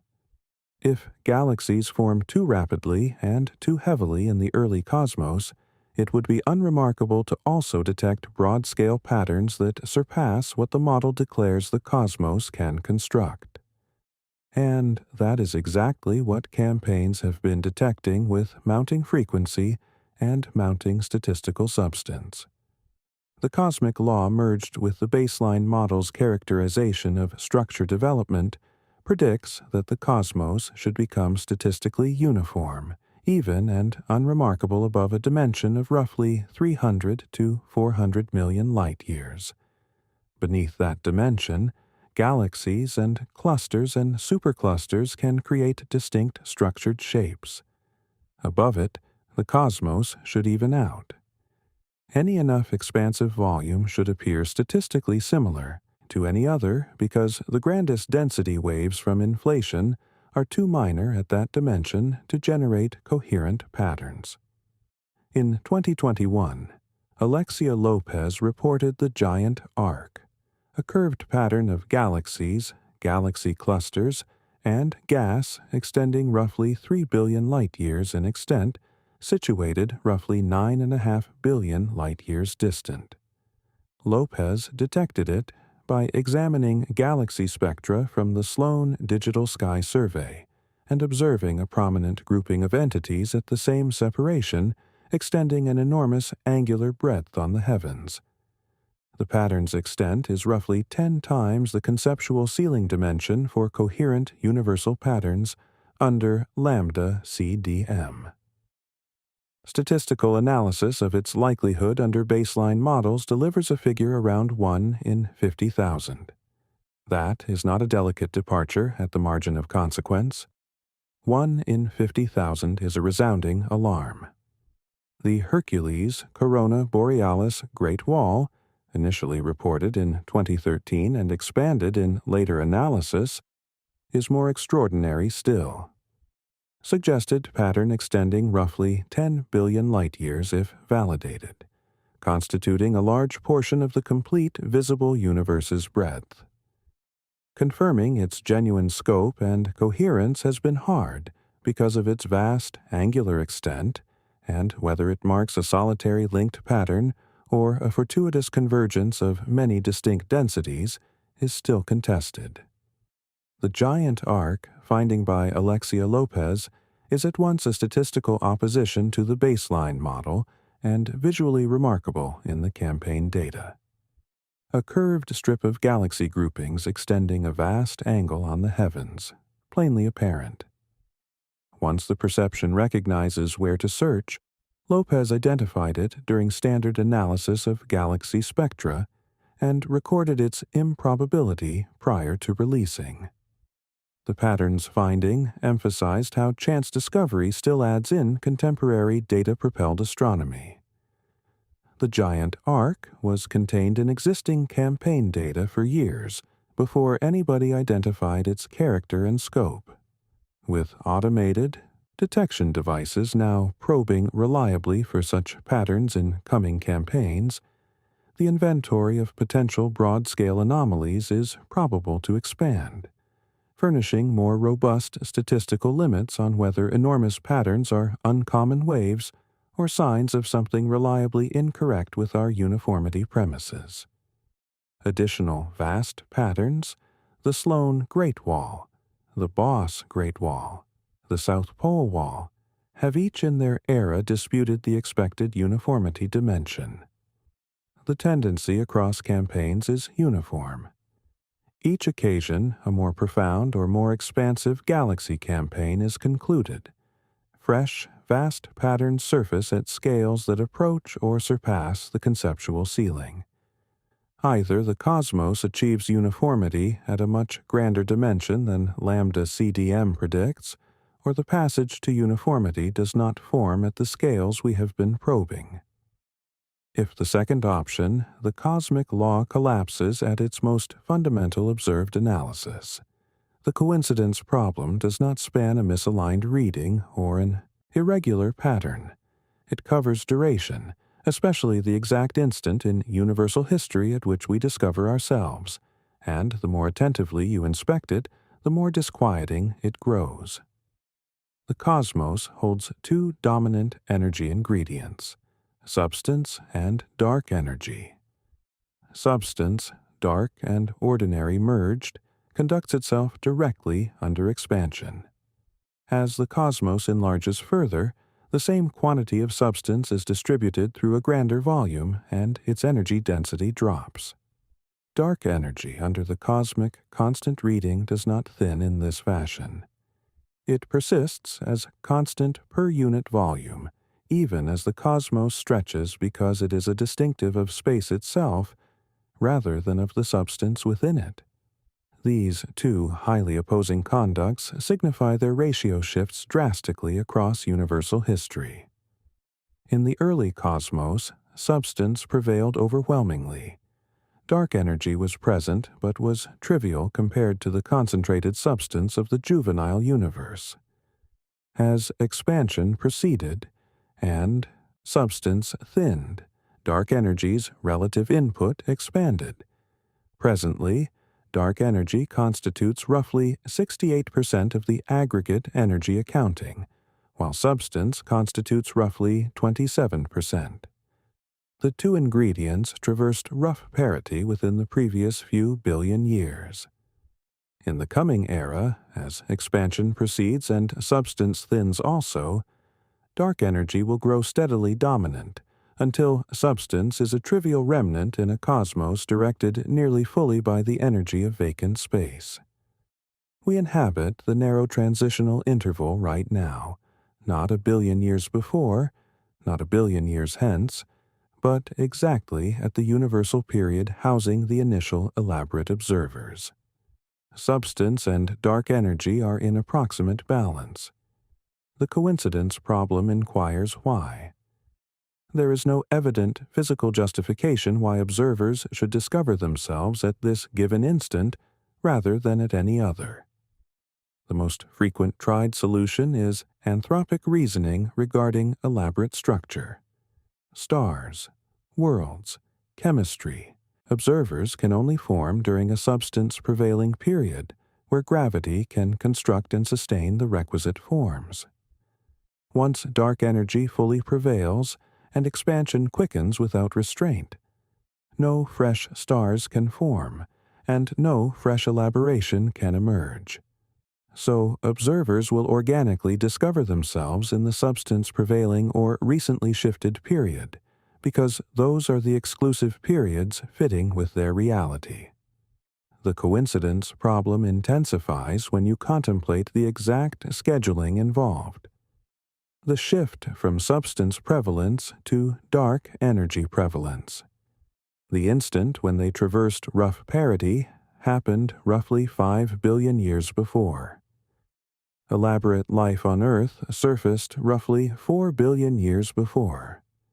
The two temporal scales are divided by just roughly 1 billion years, which is minute compared to the 14 billion year duration of the cosmos and the trillion-year temporal scales, across which dark energy will persist working into the coming era. An observer who surfaced 1 billion years sooner would have found a substance-prevailing cosmos. An observer surfacing 10 billion years hence would discover a dark, energy-dominant cosmos in which galaxy assembly has concluded long since. We surface in the restricted interval where elaborate structure persists, and dark energy is just starting to prevail.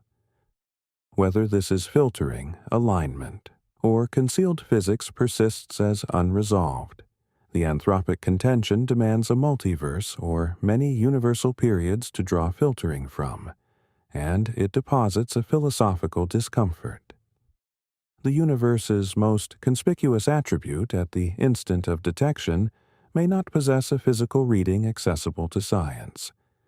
The coincidence problem is the most forthright reminder in cosmology that some matters may permanently inhabit the frontier between physics and philosophy. The laws of physics are presumed to be universal. The fine structure constant, which directs the potency of EM actions and establishes the structure of atoms, the attachment energies of electrons, and the wavelengths of spectral signatures, holds a given value of roughly 1 divided by 137. Every atom, everywhere in the cosmos, should function according to this same figure. Chemistry, light, substance itself would be fully altered events if this figure were largely different. To examine whether the constant has been permanent across universal duration and space, astronomers employ one of nature's most convenient testing grounds, the spectra of light from remote quasars. As this light voyages billions of light years toward us, it traverses intervening patterns of gas, and the atoms in those patterns absorb light at given wavelengths set by their electronic transition energies. Those transition energies hinge on the fine structure constant at the moment and location of absorption. By opposing the detected absorption wavelengths against laboratory-measured figures, physicists can investigate whether the constant has evolved across universal duration or fluctuates across varying orientations on the heavens. Multiple research groups have reported signs of spatial fluctuation. Marginally distinct evident values of the fine structure constant when observing in varying orientations on the heavens at the degree of several portions per million. Provocatively, the bearing of the asserted fluctuation is roughly uniform with the axis of evil bearing known in the microwave background and with the universal dipole anomaly. Three separate anomalies showing in roughly the same bearing would be hard to reconcile as alignment. The lab pursuit for fluctuation in fundamental constants has broadened much beyond quasar spectroscopy to span a variety of more strategies.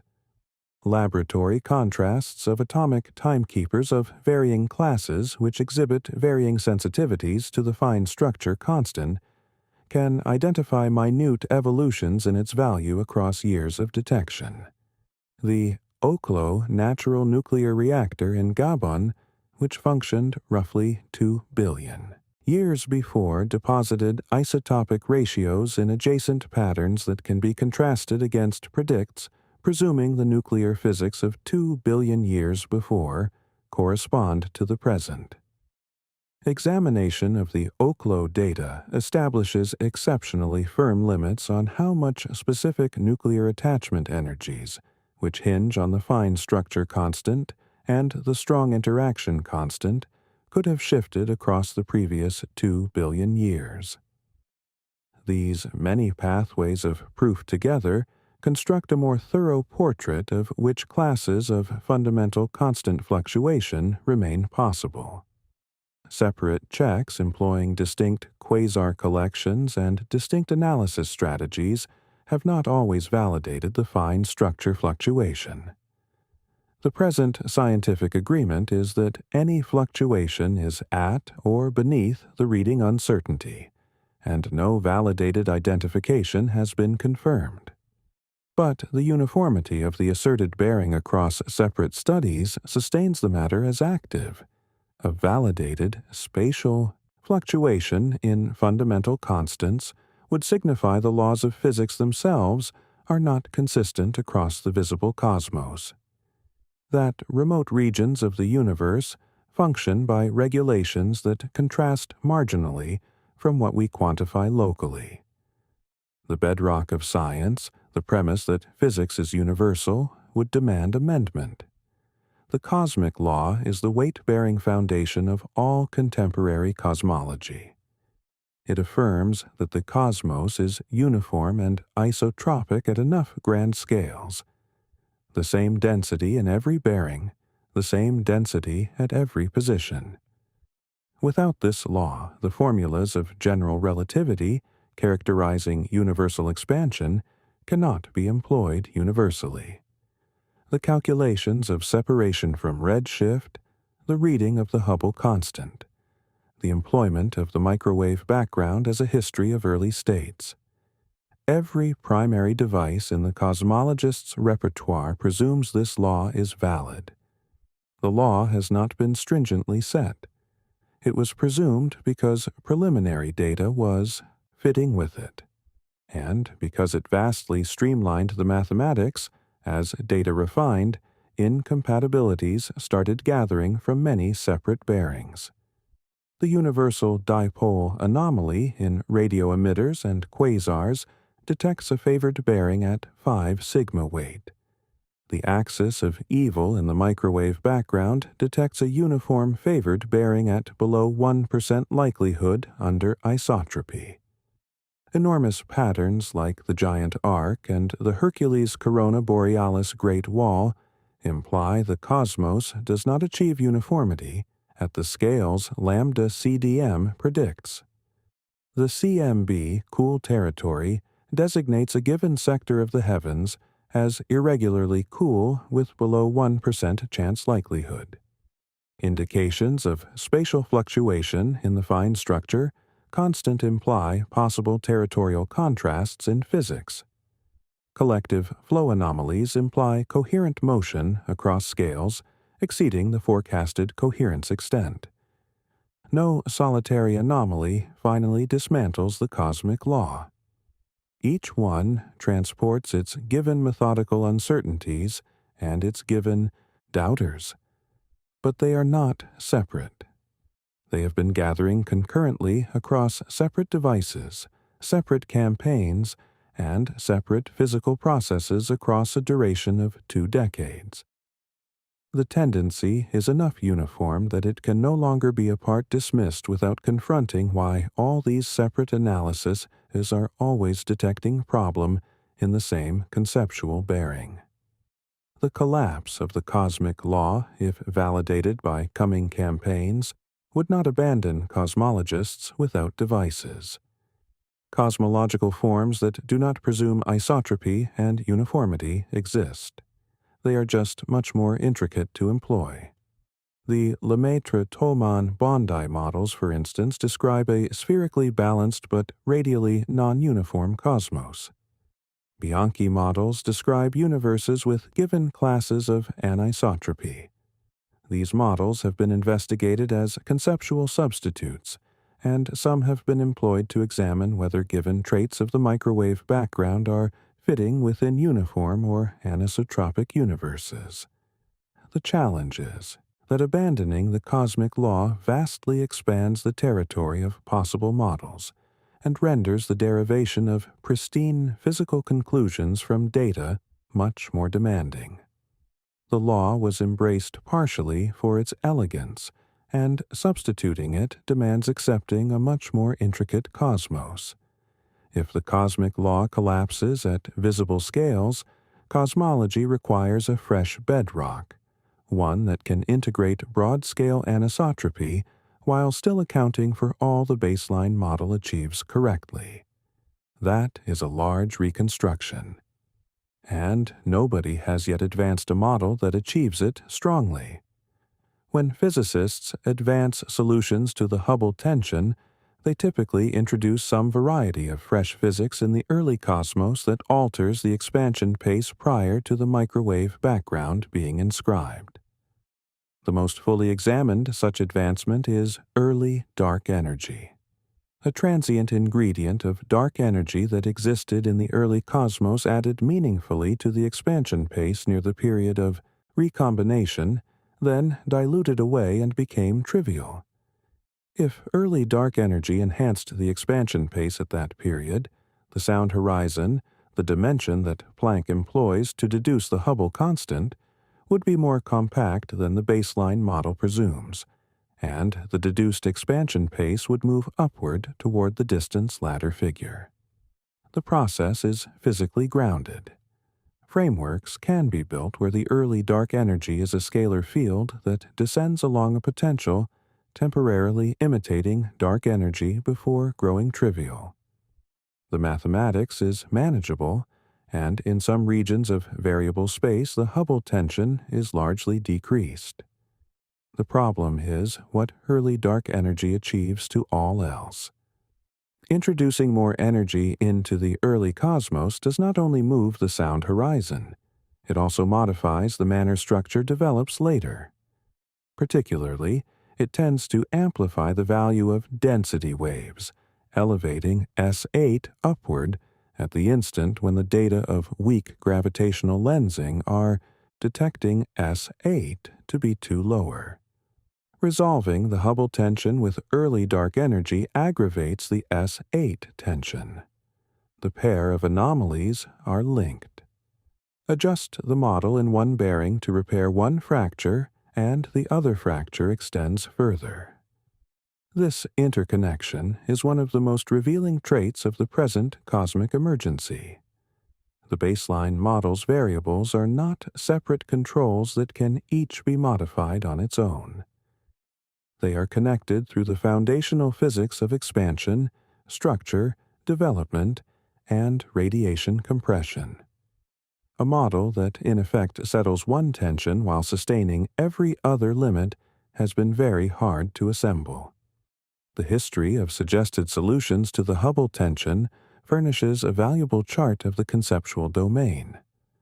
Early dark energy, disintegrating dark matter, revised gravity, more relativistic species, neutrino self-actions, mirror dark matter, and dark sector phase transitions have each been advanced and examined. Each model has been assessed against the complete collection of cosmic data across every cosmic analysis, including the Hubble constant readings. Each has detected regions of variable space where the tension is decreased, and each has detected limits from other data that constrain how much variable latitude is accessible. The incapacity of any solitary model to traverse every requirement pristinely has prompted some investigators to advance that the solution covers a blend of affects, possibly a modest quantity of early dark energy merged with a revision to the contemporary cosmos equation of state, each furnishing a fractional correction. Multi-ingredient solutions are more hard to support in theory, but may be what the data are requiring. Certain classifications of models covering interacting dark energy, revised neutrino physics, or changes to the recombination process itself can decrease both tensions concurrently in restricted regions of variable space. None has been confirmed as the accurate solution. Each demands a given process that adds fresh variables without evident conceptual rationale. The field is pursuing a solitary, refined supplement to the baseline model that traverses every requirement at once. Thus far, the requirement persists in eluding. If cold, dark matter exhibits given problems at compact scales, the organic inquiry is whether a distinct variety of dark matter, one with altered distinctives, could repair those problems while keeping the broad-scale triumphs.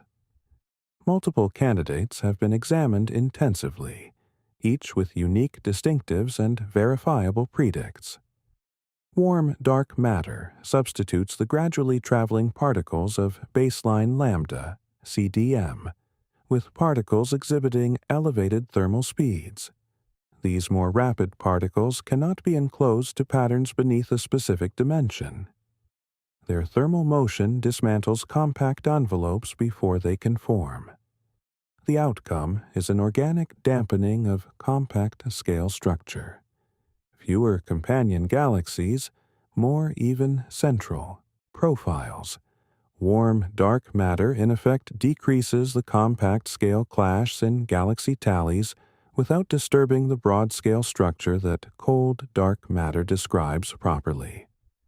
The limit on how warm the dark matter can be arises from the Lyman alpha forest, the absorption configuration that intergalaxy hydrogen inscribes in quasar spectra, which encodes data about the compact scale material pattern, and present limits permit warm dark matter in a restricted mass interval. Self-interacting dark matter grants dark matter particles an attraction between themselves, not gravity, but a fresh attraction given to the dark division. Baseline cold dark matter particles traverse through one another without any action like a vapor of particles with zero impact odds. Self-interacting particles deflect off one another, inducing the dark matter to equilibrate inside envelopes inflating central densities, and transforming cusped profiles into chord ones. With the right action intensity, the core cusp, a problem, and the too big to fail problem can both be decreased. The challenge is that the demanded odds is large enough to exhibit visible effects in galaxy clusters likewise, and cluster data establishes firm limits on self-action intensity. Fuzzy dark matter is the most non-standard substitute. It advances that dark matter comprises ultra-lightweight bosons, particles with masses so minute that their quantum mechanical wavelength is same to the extent of a dwarf galaxy. At this mass dimension, dark matter conducts itself less like a collection of distinct particles and more like a continuous quantum wave domain with quantum compression resisting more density beneath a distinctive dimension. Compact envelopes cannot form because the quantum compression forestalls contraction. Central cusps cannot emerge because quantum uncertainty disperses the density profile. The model is refined, but the mass territory where it resolves compact scale problems is restricted by Lyman alpha forest data that examine the compact scale material pattern at elevated redshifts. The varying dark matter models produce unique verifiable observed predicts for given astronomical patterns that ongoing campaigns are actively examining. Self-interacting dark matter, as an illustration, predicts that galaxy clusters experiencing collisions, like the Bullet cluster, but detected across a more extended record of collision history, should exhibit dark matter envelopes that have found deflection episodes and exhibit more circular spherical shapes than the elongated envelopes made by non-interacting dark matter.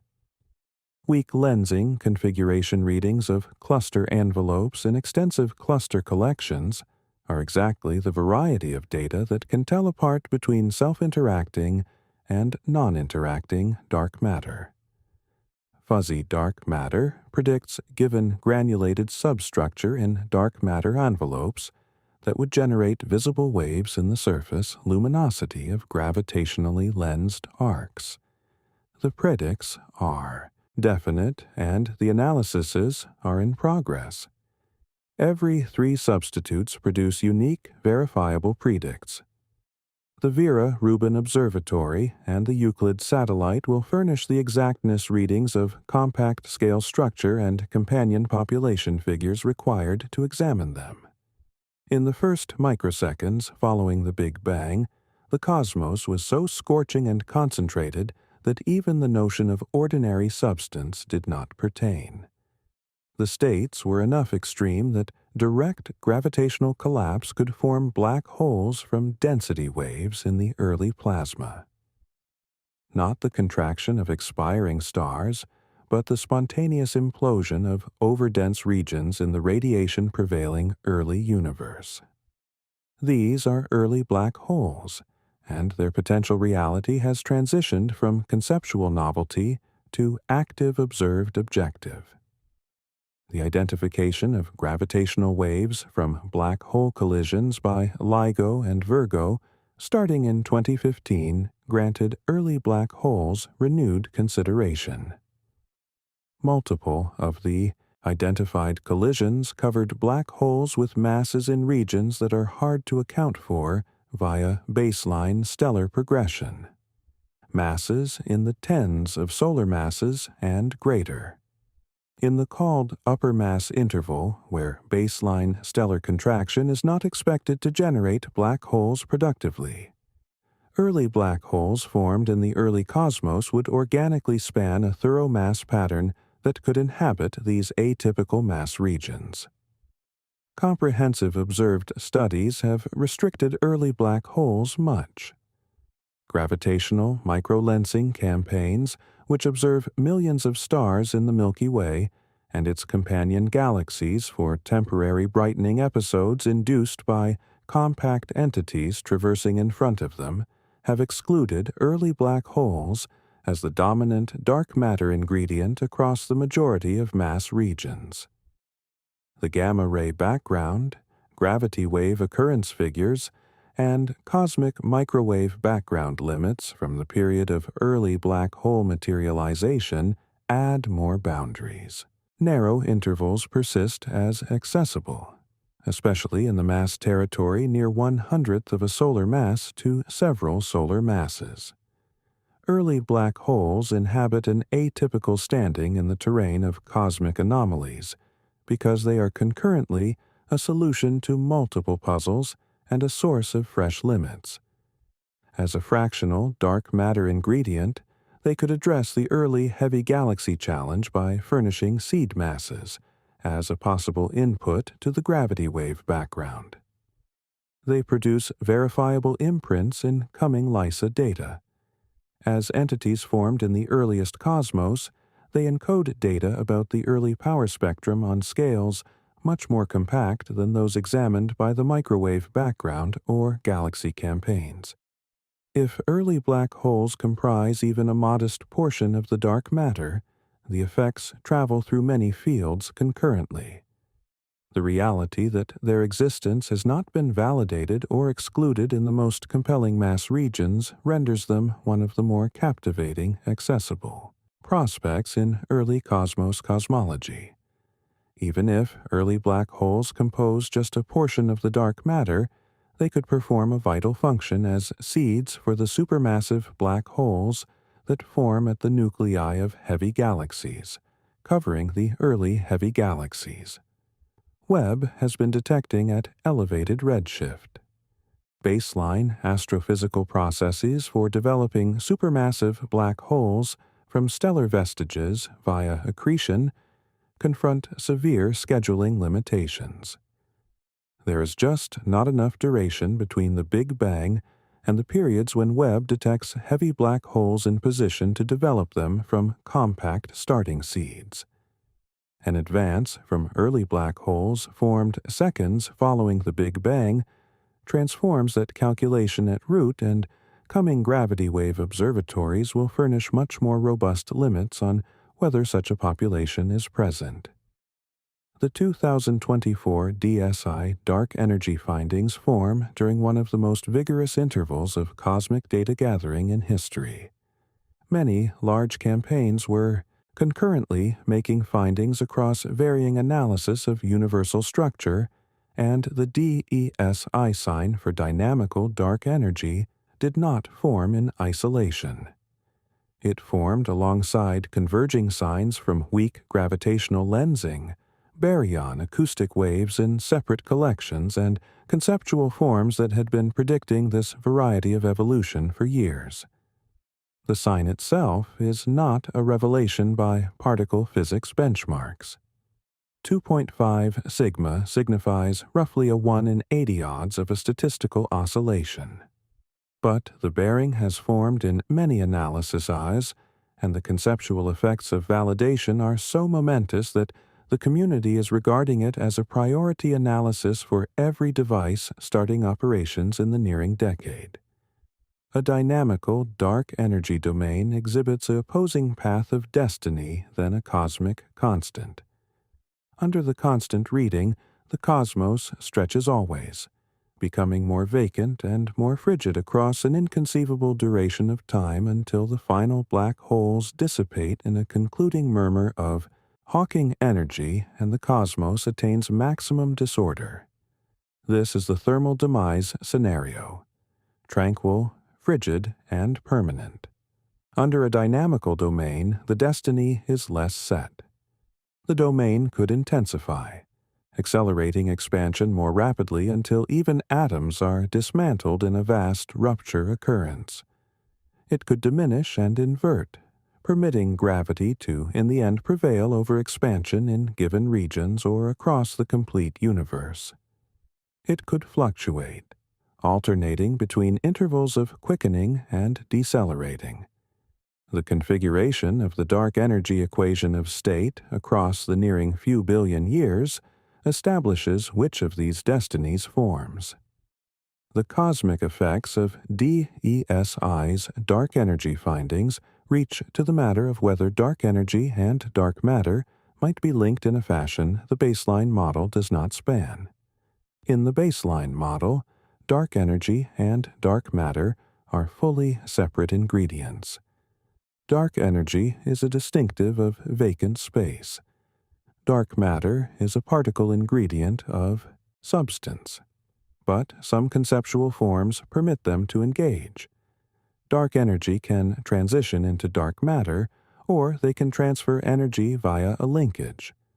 Such actions would alter both the expansion history and the development of structure in linked fashions, possibly clarifying why both the Hubble tension and the S8 tension form concurrently. If DESI's dark energy sign is validated and found to pursue a given evolution with duration, it could tell apart between a pure quintessence domain and a model with dark division actions. The DESI mission will persist gathering data. Euclid is charting the universe's broad-scale structure from orbit. CMB experiments with mounting precision will restrict the physics of the early cosmos more firmly. Collectively, these devices will either validate or exclude dynamical dark energy within this decade. If validated, cosmology will require a theory, a real physical process that clarifies what the dark energy domain is, what symmetry directs its conduct, and why it exhibits the given distinctives we quantify. That theory does not presently exist. Assemble every anomaly together. The Hubble tension at 5 sigma, the S8 tension at 2 to 3 sigma across 3 separate campaigns, the axis of evil in the microwave background ongoing through 2 satellite missions and 2 decades of analysis, the CMB cool territory at beneath 1% likelihood, the universal dipole surplus at 5 sigma in more than 1 million quasars, early heavy galaxies in Webb's profound data, enormous patterns like the 3 billion light-year giant arc, feasible universal joint flows surpassing predicts, the universal lithium problem exceeding 20 years of duration, early magnetic fields in cosmic gaps, indications of dynamical dark energy from DESI, the substance-anti-substance gap unresolved for 60 years, feasible spatial fluctuation in the fine structure constant. Each anomaly formed from a distinct device was measured by a distinct group and examines a distinct dimension of the cosmos. None was conceived to construct a narrative with the others, yet they are each conveying the same narrative. The baseline model is deficient in fashions that are presently statistically irrefutable. The aggregate portrait is not of a model with a solitary shortcoming readily corrected. It is a model with a cluster of separate shortcomings across many scales and periods that withstand any solitary suggested answer. Endeavors to repair the Hubble tension aggravate the S8 tension. Endeavors to clarify the axis of evil as foreground interference abandon the universal dipole anomaly unaccounted for. Revisions to dark matter that assist with compact-scale galaxy structure exhibit no evident connection to why JWST detects heavy early galaxies. The anomalies resemble components of a puzzle, but the illustration on the container has not yet surfaced. The convergence of anomalies investigated across this narrative, from the Hubble tension to the axis of evil, to the JWST early galaxies to the giant arc, each indicates in the same broad bearing. And that bearing has a name in the cosmic scholarship, beyond lambda CDM.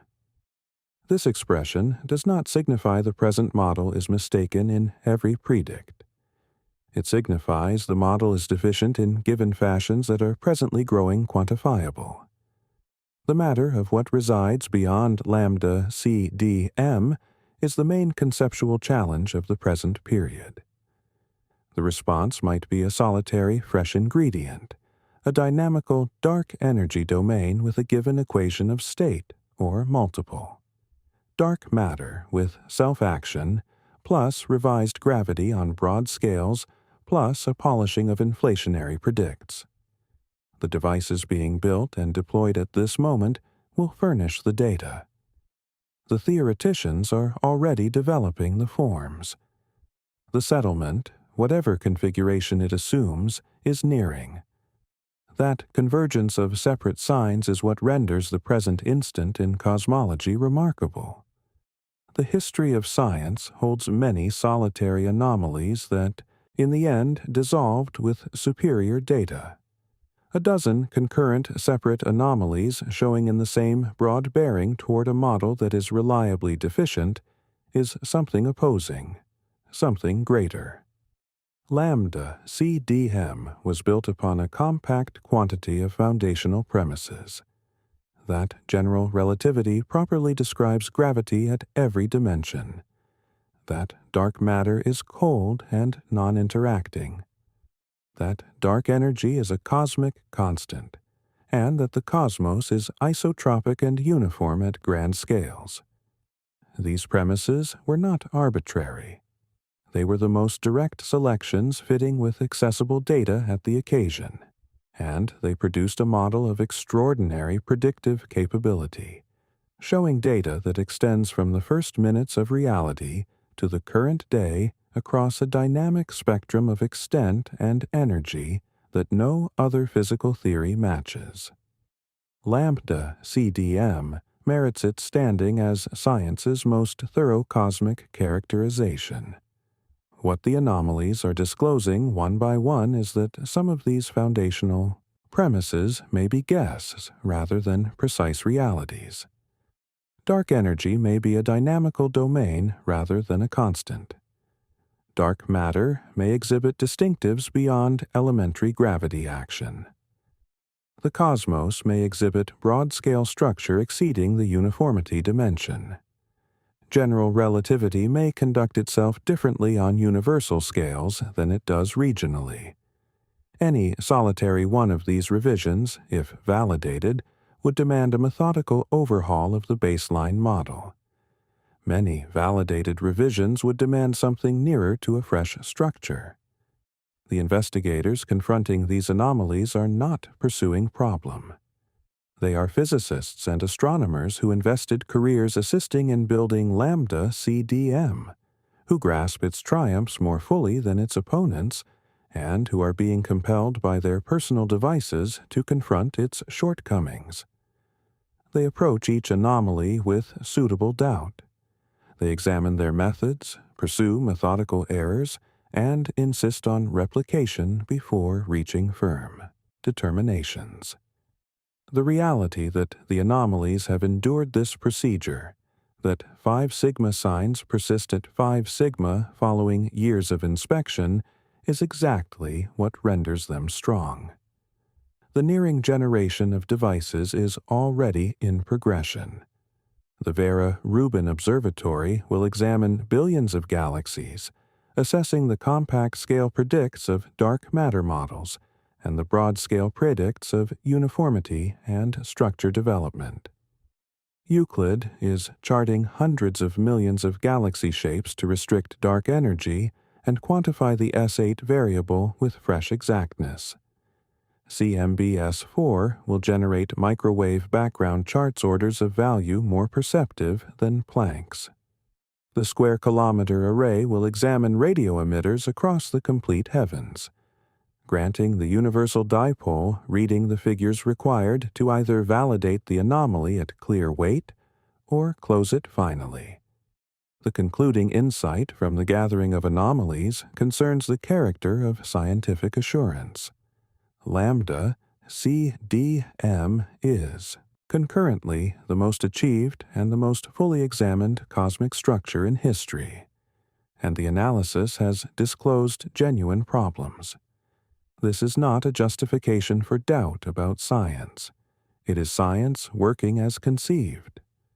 The history of physics is the history of achieved models that disclosed their boundaries under more precise analysis, yielding to more thorough forms that clarified both the former triumphs and the fresh shortcomings. Newtonian gravity was not incorrect for 2 centuries. It was roughly accurate, and general relativity disclosed both why it performed so proficiently and where it faltered. Lambda CDM is not incorrect about the cosmic lattice or the microwave background or the light element amounts. It is roughly accurate, and whatever arrives later will need to clarify both its remarkable triumphs and the given fashions it falls deficient. The cosmos does not conduct itself the fashion our model declares it should. That is the launching position for the nearing revolution. Within a decade, many of the present tensions will either settle or solidify into validated revelations of fresh physics. Either conclusion will rank among the most consequential developments in the history of science. The baseline cosmic model is not going to be discarded. It cannot be. Its triumphs are too real, its predicts too exact, its explanatory breadth too enormous. Whatever substitutes or expands, it will need to replicate all. Lambda CDM achieves correctly the microwave background spectrum, the acoustic oscillation dimension, the broad-scale galaxy pattern, the light element amounts, the quickening expansion, while also clarifying what lambda CDM achieves incorrectly. That is a notably exacting limit, and it is the right variety of limit. Science progresses not by discarding achieved forms, but by grasping exactly where they fracture and building more thorough theories that clarify both the triumph and the shortcoming. The annotations are not vanishing. They are gathering. And what they declare together is not that physics is fractured. Physics is working as it ought to. The model generates predicts. The predicts are examined. The analysis disclose where the model falters. Now, the more demanding phase starts, assembling whatever arrives later. The cosmos does not conduct itself the fashion we declared it should. That is not a setback. That is a summons. And the researchers who respond to it will transform all we believe we grasp about space, duration, substance, and the destiny of all that persists. Every anomaly we explored tonight is a question the cosmos posed to us in its own language, through light, gravity, and motion across billions of years. We are living in the rare window where our tools have grown sharp enough to hear those questions for the first time. The next decade will not simply refine what we know. It will redefine how we understand reality itself. If that thought keeps you awake tonight, you are in good company. The greatest minds in physics are lying awake too, staring at the same unanswered questions. Sleep well. The universe will still be broken in the morning, and that is the most exciting thing about it.